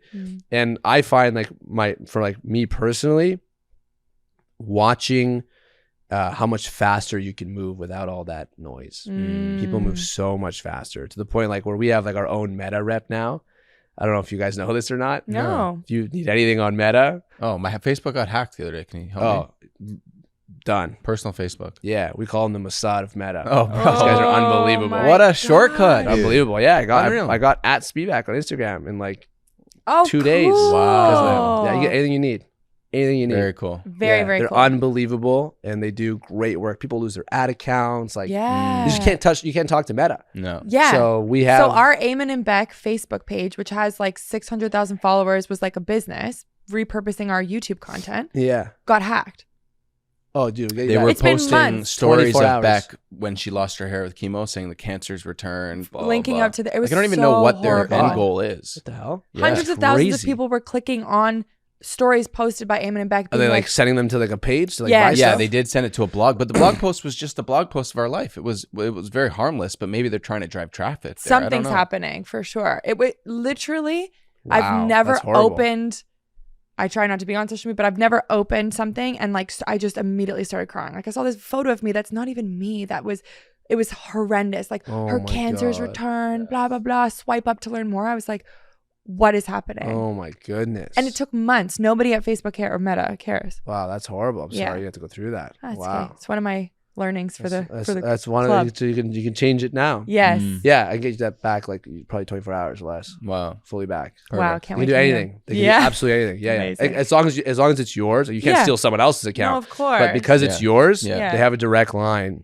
Yeah, Zuck like himself, eh? literally, these guys are unbelievable. Wow, I love it. And like they're like, you know how many pages have been hacked? Because I wrote that to the club, and like the amount of people that have lost fan pages and accounts, and like one guy had to change his like whole company domain because all his traffic comes from Insta. He lost his Insta account, so he had to change his whole company domain. Oh, yeah. We just got it back for him. So, he went back. Wow. Oh my Yeah, yeah. goodness. So Wow. things like that, right? Where like you tap into like Mhm. other people's network. This case, my network, but it can be anyone's network. You've got amazing people. Everyone's got amazing people. Mhm. And so like now you have this huge amplified network Mhm. of amazing verified people you can trust. It's such a, and it's only 200 members. Is that true? That's it. Like Wow. we're a year in, 200 members. Feels like Wow. Toronto's a lot of those. Toronto's 57, 58. Oh. Yeah. Yeah. I love it. So that's why you're moving to Miami. Build that up. Miami, we have 24 members. New York, also like 16, How much of this 17. do you think is reliant on you? Because to me, as like someone on the outside, you know, Clay hit us up. Clay is a fan of the content and he's super generous. Hey, come to the Mount Joy concert. Mount Joy is like literally our favorite band. And when, you know, I looked on the page and I saw, you know, Culture, I was familiar with that brand. And then I saw you and Dragon's Den. So I was like, you guys verified it for me. Yeah, Right? social proof. Yeah. And so when I went to Mount Joy and met you guys, I was like, oh, this is cool. But if you guys weren't there, Yeah. I don't know if that would have been enough pull Yeah. to get me there. I think I would say 90% of our members right now are because of that, for sure. I think by the end of next year, that'll be closer to 50. Yeah. So one of my biggest pet peeves, I hate it with a passion. So someone goes, you know, whatever, the pillow community, the beige pillow community. And then the next line, they go, oh, it's by so-and-so. That to me, I want to like jump off the roof because I don't want to join a community that's around one person, Yeah. two people. 'Cause, Yeah. like, what if they change? What if like what if they become Yeah. Airbnb flippers now? Yeah. And like they change, like they can just do whatever they want. For me, So you don't buy Martha Stewart line? stuff? zero. Yeah. Yeah. The definition of success for this club is that the club itself is the value. Yes. Mhm. And forever, so that like my kid one day will have to apply to get in, and he can't get in because of me, Yeah. you know, because Yeah. I'm not associated Yeah. in a way. And we're starting to see that slowly. Like our last 10 members, only 5 of them knew who Chris or I were. Cool. So we're the content's going to be coming from the Founders Club. There's all the value there, but we haven't. Again, it's only been the first year. Where the club was 3 months ago to where it is now is so much different. Where it's going to be over the next year, it's going to be so much different. But as we start to like really iron out what we do, like no one knows who the founder of YPO is, or like Baby Bathwater. No one knows these clubs, or EO. No one knows. I mean, you can Google it and stuff, but that's not why you join. You join because of the perceived value of the community. So that's the goal for us. But to your point, yeah, the first like 200 people. Yeah, I guess once you're in the door and you start building out, you know, you got 20 people, 30 people. Once entrepreneurs meet other entrepreneurs, I've been telling everyone about it. Yeah, I was You know, gonna say like- people are gonna join because of you. Yeah. That's the goal. People join 100%. because you had a good experience, because you're a part of it, and you can bring them in, and you want to share value. Like Yeah. guys, like this is a hack. You need to join this. Yeah. Exactly. Yeah. That's the like the end goal win for this. And I think it's just inevitable as long as we like our only focus, and we actually have everyone flying in tomorrow. So like the whole team is flying in. There's 12 people now that work full time. Wow. Wow. Yeah, no one even feels that. It's crazy. Yeah. They're all flying in from all over. Cool. They're coming to the Muskoka. We're doing a 2-day offsite, and then we're doing the bowling thing on Sunday, which you have to Nice. come to. And the entire focus is like, how do we just curate the most amount of value per user? That's it. Nothing else matters. And it's a really fun exercise because it's like you literally just get to sit there and we get to be like, all right, like what can we come up with? And you just come up with all these amazing ideas. That's cool. It sounds like it's filling up your cup too. It's the best. Like we had Yeah. 2 people start a business from the club, and it's a $40 million business right now in one year. What do you mean? They started the business? They didn't even have met a business? They met at our founder dinner. Wow. And Jay, if you're watching this, you'll love this clip. He's a cop, full-time cop, drove from Ottawa to our dinner. And I might be botching this, but he 3D printed a cup in his basement where you can drink anything out of it. And the lid has like another hole in it where you blow into the hole and it goes bang. It's called Loud Cup. Sounds crazy, right? I'm not done.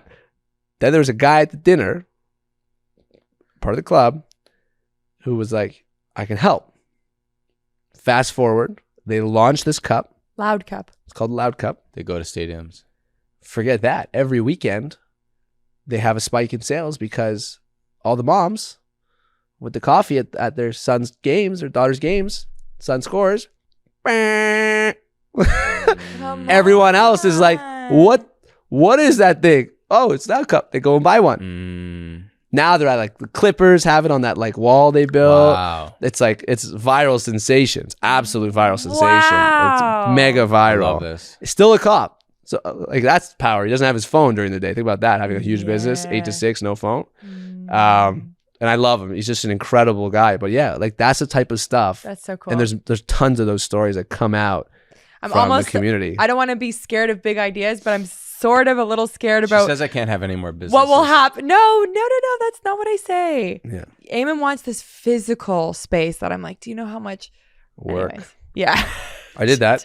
What I do you did want it to too. do? That's the thing Tell is me. I know how hard it is. We managed Yeah. a coffee shop. We mopped the floor. We know it's brutal, but yeah. I just have this urge for community, man. Like Yeah. I want to on a Saturday roll up and have someone make me a smoothie and you know have the cold plunges rolling. You know? Yeah. Why Like don't he you wants do it to be a massive Because facility. it keeps getting bigger. Then it's like, well, then it'd be cool to have daycare, right? You drop them off. Then it's like, well, you might as well have like a workout class there. Yeah. So it's kind of like a I've got a modern day friend, community center. and he builds his whole life around what he likes. Yeah. He does very well. And sometimes when it doesn't make sense, but what I hear you saying is you want to build the perfect place for you. Yeah. And that's not a selfish thing because there's so many people like you that want the exact same things that you want. And it's not Well, a crazy idea. Well, when you think about like a country club, right? You're paying for community. And those Yes. are like snobby communities. So if you Yeah. could do It's something not real community. sort of like othership, old but othership community. is Old also community. othership is also like super high end, right? It's kind of Yes. expensive. Very high end. So like if there was like a bridge of like modern day community center, cold plunge, workout, you know, you might pay a subscription fee to go there. You have a cup of tea, you hang out, you had your daycare. You can work. You You know? can work out. Yeah. You can sweat. Yeah. Yeah. I have this idea. It's called Sapien House. Okay. We'll build it right now. Let's go. I don't know about Sapien House. I don't know. I just called it that. Why don't we call it like the Habit Hut or Habit House? We can call it whatever you want. Yeah. I'm name agnostic. Okay. Yeah. I like that. Yeah, I don't care about that. We can call it Purple Drapes, whatever you want. So Yeah. true. As long as we make the name, you know what I mean? Exactly. It doesn't So matter what it it's could be called. whatever. Yeah. Yeah. And the vision is like Soho House mixed with Lifetime Exactly. and exactly what it put is. that together and then mixed with WeWork. Because I wasn't thinking that. But yeah, it's a little addition, but Okay. not like cubicles. Yeah. But like a really chic place for people to work Yeah. and spend the day. Subscription. Like I always viewed you come in, you don't need to leave until the end of the day. Yeah. You can drop Everything your kid you off, need. you can work out, Yeah. you can sauna cold plunge. Yeah. Very healthy primal kitchen. Yeah. Or like and then also like a fridge where you can almost grocery shop. So Yes. like we partner up with a couple farms. We have like fresh milks coming every day, grass-fed meat, so you can also shop. Everything all in Wow. one, and then you can go like upstairs. You can work. You can take meetings. So you guys have both been manifesting the Sapien House. I feel like we should clip this, and in 5 years, when this is Then the on the most roof, we like massive throw a company crazy of like all we have a time. crazy Bro, rooftop. it sounds so fun, but it's Incredible so much parties. work. Like I don't know if Right it's people. sustainable. Just get You the want to know right why people. it's so much work? People. You have to deal with staff. Yeah, this is the holdup. This is what the founder of Lifetime once shared with a friend of mine who told me directly. It's because you envision yourself doing the work. Yeah. I think the I bigger do, and that's why I keep saying no. So don't let me be the reason you say no. So you envision yourself That is being exactly there what I every do. day, saying, I want the light like this, or serve the plate, like turn the plate when it hits. Like you envision yourself doing that. But the truth is, there's way better people than all of us to do those things. Way better. I've experienced a very small scale cafe business where we had like 10 employees and it was just nonstop headaches. Oh, I'm sick. Oh, I can't come in. Oh, the barista's not off. Oh, the milk is late. Oh, no one ordered the cakes. Oh, we ran out of napkins. Like this is a small freaking little business. Now we're talking about 10 little businesses in one. Right? It's just financial. Like it's not, but I think the core is we're not doing it for a business. I don't think I would do it to try and turn a profit. I would do it because I love it. Well, you can do both. Profit with purpose, right? Like if you I think by default it would turn a profit. Because it's going to turn a profit for sure. But I think that the holdup is I have a friend that opens 100 Wendy's and Swiss Chalets at the same time. Oh my God. 100. You think he's worried about the napkins? Yeah, but Wendy's is different. Wendy's, like that's a turnkey. They provide Why are you talking yourself out of this thing that you've always wanted, babe? I'm just getting him to be the other side. What I'm saying is they just have systems and you didn't, right? Yeah. And that's normal. I mean, we have 10 juice shops all across the city. Like I know what it's like. I've done it. I open the juice shop 6:30 every day. They text you the night before, I'm not coming, excuses, this, that. You end up there all day. Then you got to sell. You got to do the inventory. Mop the floor. Yeah, because I had no systems. I had no real like what happens if then statements, like how to actually properly structure the cost and the savings and like the littlest things that are dialed in at those levels where it's like the spoon, the size of the spoon and the drip and like you do 30 smoothies a day, that drip now becomes like a half quart. A half quart is $10. That's $10 a day, 30 days a month. You just spend $300 a month because you can't figure out how to get the proper spoon. Yeah. Like the littlest things like that add up. And the answer to that is it's like we're not the people for that. Yeah, true. You're a fish trying to climb a tree. You know, it ain't gonna work. But if with the right plan, you bring in the right people, you build an incredible team. Like I would steal the guy from Soho House, I would steal the guy from Lifetime, I would steal the guys from WeWork and stuff like that, and be like, you guys are gonna figure out the how. I have the energy, so this is the energy. That's what founders do, right? Like, like what did Toby Luke say, that the companies exist at room temperature and it's the founders that need to inject the heat. That's it. Question about this the Sapien House. I would love it if we could like cultivate the community to be like-minded. Do you think you can do that with like an invite only? Yeah, you know who you start with? The same people that other ships started with. Who they start with? Founders. Yeah. You started with founders. Yeah. They're the people who can spend all day there. Yes. The bankers can't. You're not getting the bankers. Like you're not getting Equinox crowd. Yeah. Right? Yeah. You're getting like the doers, the solopreneurs, the creators, the founders, the movers, the shakers, the tastemakers. That's who you're getting. Love this. Right? I'm sold, dude. Yeah. That's the crowd. That's the crowd that will spend $20,000 a year to join this community because the networking and like I envision like we throw parties. Well, maybe we just brand it the Founders Club. Well, we could actually do it. So that was the initial name, and they were like, "Well, we can do like a sub brand." I'll show you the drawings after. I'm like dialed, dude. I'm envisioning this like so clearly because I really think like, first of all, like moving to Miami's traditionally known like how do we mix and mingle? We got to go drink. You got to get high. You got to go out till 4 a.m. And that's what people think, but that's not what people want. And where did I prove that right? I went to the Brickell Run Club. You guys ever been to a run club? No. Okay, you got to just join one, okay? Just once. It's like a little 5K. Usually like 100, 200 people. In New York, it's like 300 people. I went to the Brickell Run Club. It was 4,000 people. No. Wow. On a Saturday or Sunday morning. They had to have police escort because 4,000 people, it like blocks the road. So the police my mind was blown. This is in Miami? In Miami. Wow. People want other ways to meet, to mingle, to talk, to network that don't involve getting high or drinking or staying out till 4 a.m. And no one's created that container. You got to take girls on dates to other ship now if you want to do something other than get a drink, which is also like not the best situation to meet someone, So I envision like the Soho House, for example, at least the one in Miami is beautiful, or even in New York, but it's still drinking. You still got to get the spicy picante. You know, it's just a part. It's part of the culture. Imagine this place also has parties where it's like THC drinks and like mushroom cocktails and kava and tea and like crazy like disco and breathwork parties. Yes. And like so much social action that's not unhealthy. Yeah. I can envision this place also being the house for that. Yes. One container for like-minded people to do all modalities to fill up all their buckets. It's the same ethos as the Founders Club.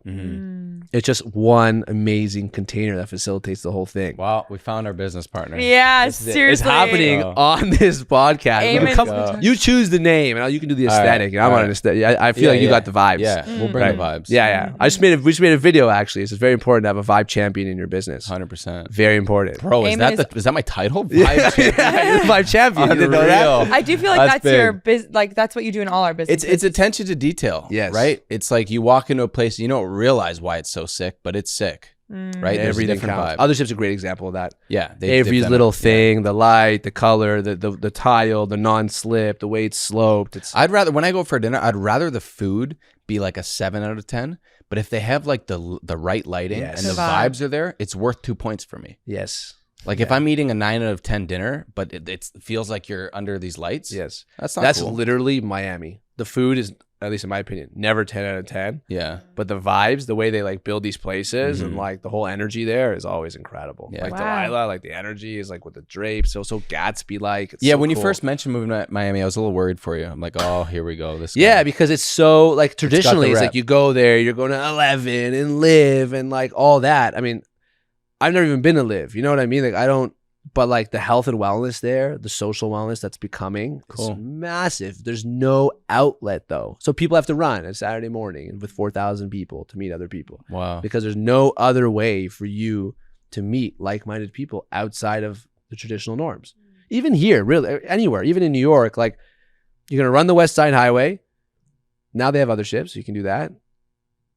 Yeah. I know. What are you gonna do? You're gonna go get a drink. It's just instead of at 11 or at Live, you're gonna do it at a chic bar. Have you seen this new wave that's kind of hitting DJ sets at coffee shops? Yes, Like that's the vibe, right? Is you're going Social, there, you're yes. drinking matcha, you're getting a vibe. I would on. love that. 8:30 in the morning. Same. Give me a 100%. two spros. We do I'll that at double our fist. house anyway, right? Yes. We Yes. crank the tunes and party. Exactly. Yeah, I don't want to plunge feel like and- shit the next day after 5 shots of tequila. Yeah. That's what I do in Miami every single morning. Like a group of like 5 to 10 people, typically the founders, will just come by my house in the morning and like we'll just get the tunes going, get the plunge going. Love it. 30 minutes. Yeah. Like it's not like you had to be out to like, and I feel like that is the beginning of people literally screaming, "Give me somewhere to go Yeah. that I can do all in one. I can eat healthy." Oh yeah. We're for doing sure. I it. feel like Yeah. Aaron put it in a really nice package. Yeah, you've been talking about this for years, and it's always like, for some reason, it always has felt as though I'm doing the work. But We do have a segment on the show. Oh yes, cards. Real talk. So this is actually our conversation starter game. So any purchase that goes out, you get a conversation card, and now we have the full pack that you can get. See, you're a vibe. You guys are vibe champions. Like Totally. only you Well, guys are it's thinking so of this. cool to have this, and then we include the stand because you invite someone over and you're chilling. Maybe it's a relative, stepdad or something, and they pull a card and it changes the whole thing, right? Yeah. It drops into a much deeper, more meaningful Can I conversation. buy a set? Of course. Yes. I'll send you many sets. Oh, here's a good one. So why do you think so many people live alone today versus in the past? Wow. To live with someone else, you have to really know who you are. And the relationship with yourself sometimes could be discovered by living and being with somebody else, but oftentimes it's a solo journey. And in my own experience, living alone and living with other people, I found that like I didn't have a good time doing it until I started to know like who I was and my relationship with myself was solidified. And I find that a lot of people are just like, oh, I'd rather just be alone. I'd rather just be alone because it's an easy out. And there's great power when you're with somebody else as a partner in the same house, like whether it's in business or relationship, whatever it is, there's so much power in an incredible relationship. It's almost an unstoppable power. And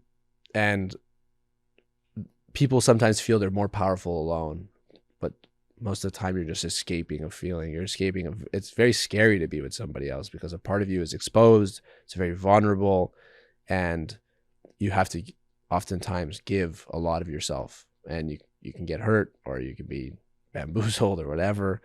But I find like a lot of people just stay alone because it's safer.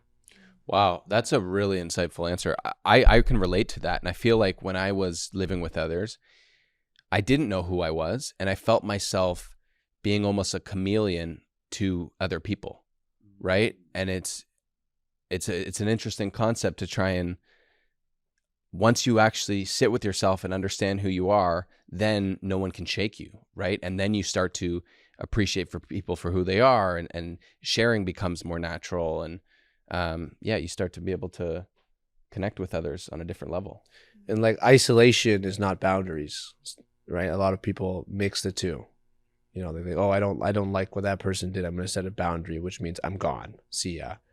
And that's a big misconception with boundaries. Boundaries are understanding yourself, what you will respond to, what you won't respond to, and how you navigate certain situations. But I feel like sometimes people are like, oh, I got a boundary with that person. I'm like, did you just tell me you never talk to them again?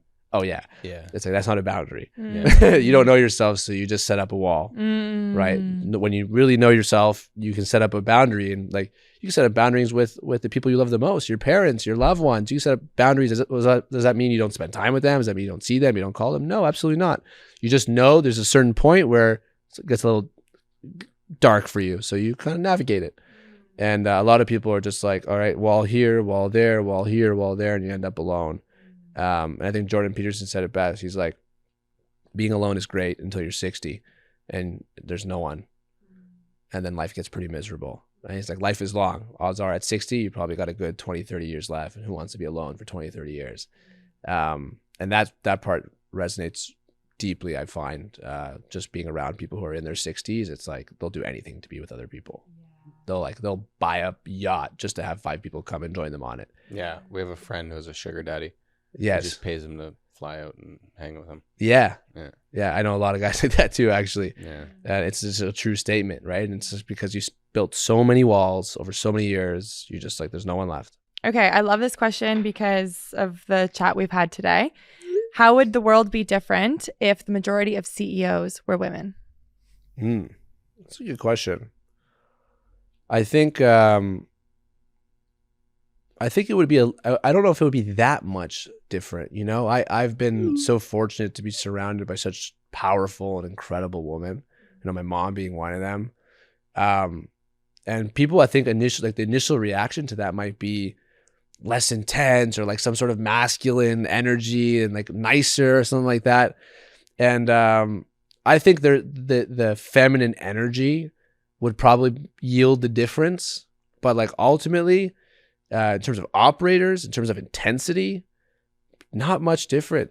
And in most cases, some of these incredible like female CEOs that I know are way stronger actually than the male counterparts I know that sit in the similar seat. Way stronger, are way more capable of having hard conversations on a regular basis, are way more capable of showing empathy, but also being strict and strong.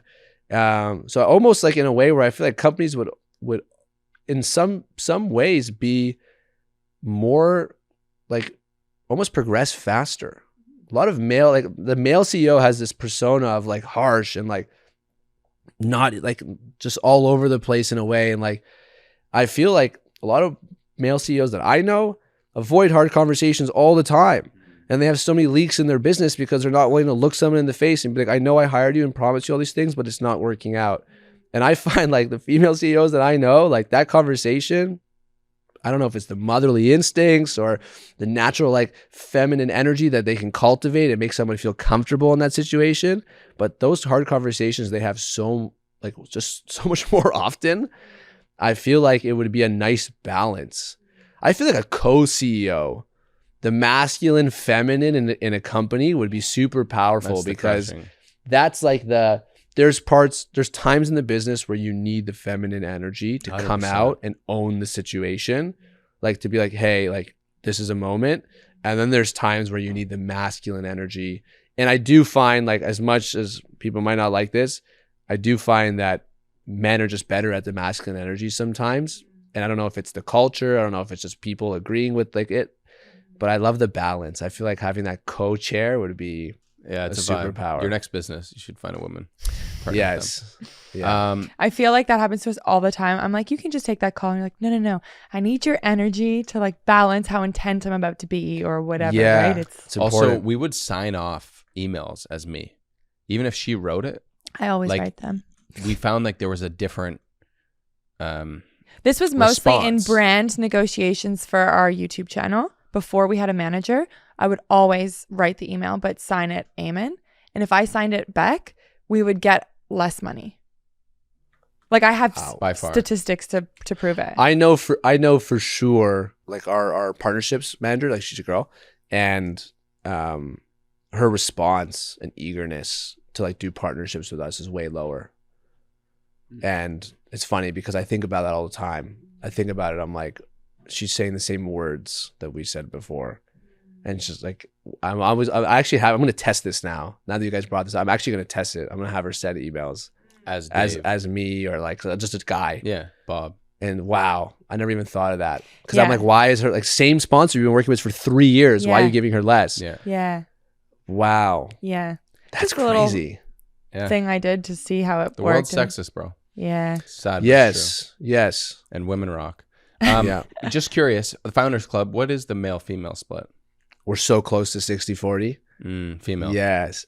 No, male, Male. 60. Oh, really? We're so At the close. Toronto one, I felt like more girls were there. At the last meetup. Our power users are female, so the club feels very female led. All of our power users, they love the community. They power work. users. Yeah, power user. So power user for us is 3 times a week, like Yeah. active 3 times a week at least. Our retreats, like we're in Tulum, December 11th. Female. We have no female spots left. Yeah. Oh, so you actually limit the female spots. Well, we did one in Miami. We did 30 people. We had 26 girls, 4 dudes. yeah. And as great as that sounds from like a advertising standpoint, like to build a good container, you need a more even split. Mm-hmm. And we noticed that in Miami. So this time we limited the spots. Interesting. And it's still going to be majority girls. And it's an interesting thing that I've started to notice specifically in the founder community that guys have almost like stopped investing in themselves in this weird way. Like when I was 18, like 10 years ago, when I was like, I went to Tony and stuff, it was dudes, it was guys, it was nonstop guys everywhere. Like there's the one token like female founder. Now I feel like there's a big shift. Girls are investing in themselves and their mental health and their physical health. They're about it. They're serious. They want all buckets. They want everything out of life. And I love it. I love it. And I sometimes I get curious in my head. I said, where are you? What are you doing? I think some of it intimidates men more than the way the world has gone with all this, like the spiritual manifestation or whatever. I think men might Shut be like, down no, it's not easier. for me. Yeah. Or like, I don't want to have to figure out that Yes. about me to become a better entrepreneur. That's not the club Yeah. for me, right? Mhm. But what you're doing is so incredible. And yeah.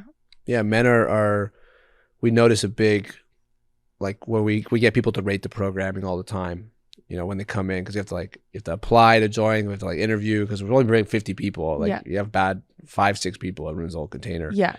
And the amount of time they hear like breath work in the morning, they're like, is it optional? And I'm like, it's 8 minutes. Yeah. Like Be open. crazy, right? you know? It's so crazy. And the girls are like, oh, I want to do yoga. I want to do breath work, you know? And it's like, the cold plunge they'll do, but like, because that's masculine in their eyes. it's or something. there's like a masculine side of it or whatever. Or the workout they'll do, they don't even know what the workout is. So yeah, there is a weird thing going on for sure, but I think it's just a temporary thing. Well, Yeah, I for think sure. if they don't jump on, they'll start falling off. I think this stuff is so powerful and the cat's out the bag. Like the science is definitely here, and there's a lot of thought leaders that are presenting this data that shows how powerful your mind is. And I mean, we have experience in our own lives. It's very cool. Yeah, I always say, like, for any of the men that are listening to this and like trying to just figure out like where you fall in line here. I don't know if you do this. Test your testosterone levels. Test your testosterone levels. I should do that. You should. Yeah. And you'll learn so much so fast. We're partnering actually with an app called the Superman app.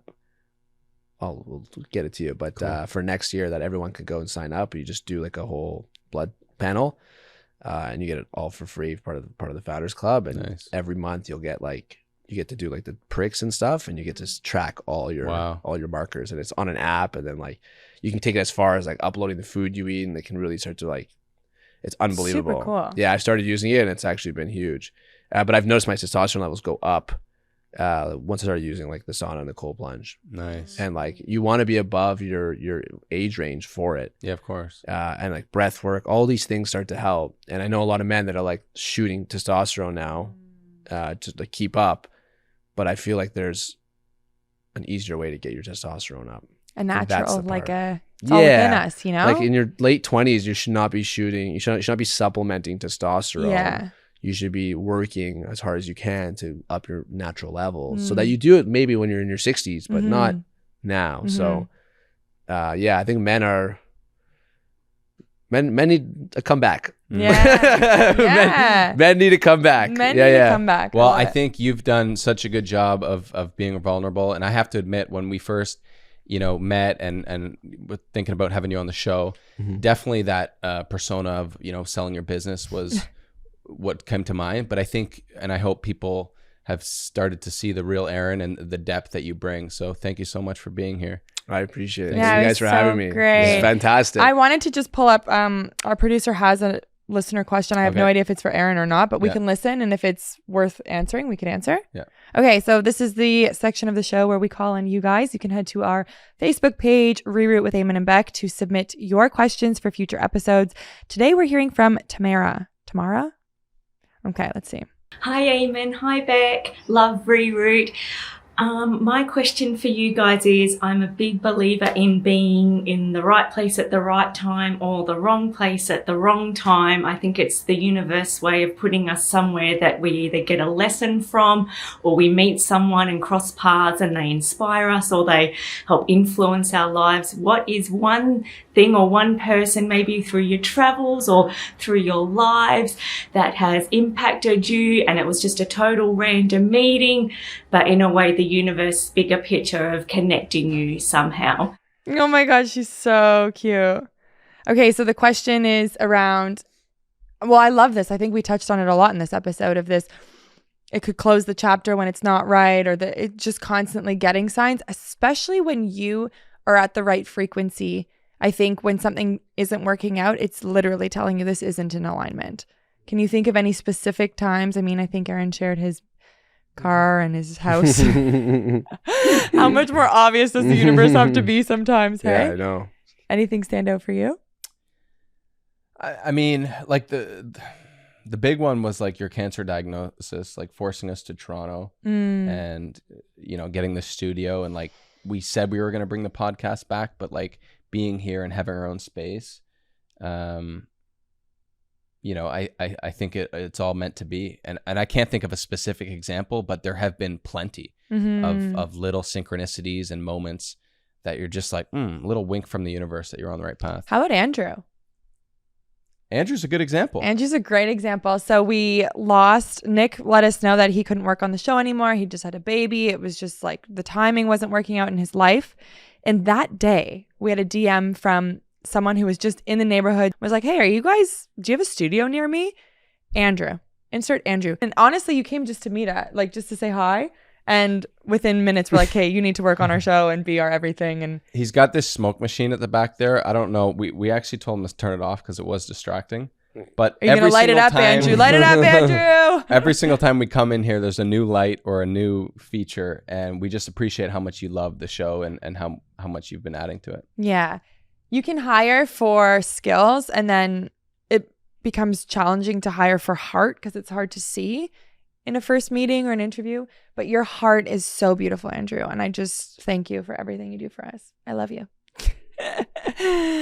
So that's like a really cool recent example, right? Where one door literally closed and we're like, oh my gosh, what are we going to do? We don't have anyone to support the show. And then within a day, it was right there.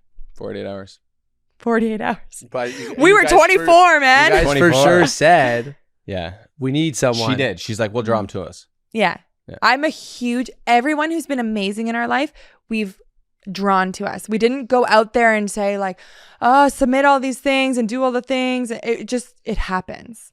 Is there anything else that you're working on or doing? I hope not. No, nothing else. Yeah. Just working on myself, you know? House, Yes. bro. That's a big project. Yeah, we're gonna build this concept out. It's gonna be big. It's gonna be very big. No, just just enjoying the journey. Love it. You know, like we all are. We're all just trying to figure it out. Totally. And one of my goals always, like with any of the content that we make, is to also like show people, like you said, like I don't have it figured out. You know, I've figured some things out, but I haven't figured nothing out. I'm learning still every day. I'm still testing, trying things, failing. So, well, you guys should definitely follow him on YouTube. He's starting to document this all, and him and Ned are making some really cool content. So we'll leave that link below.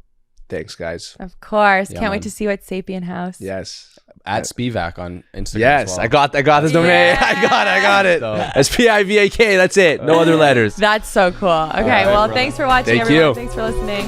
Until next time.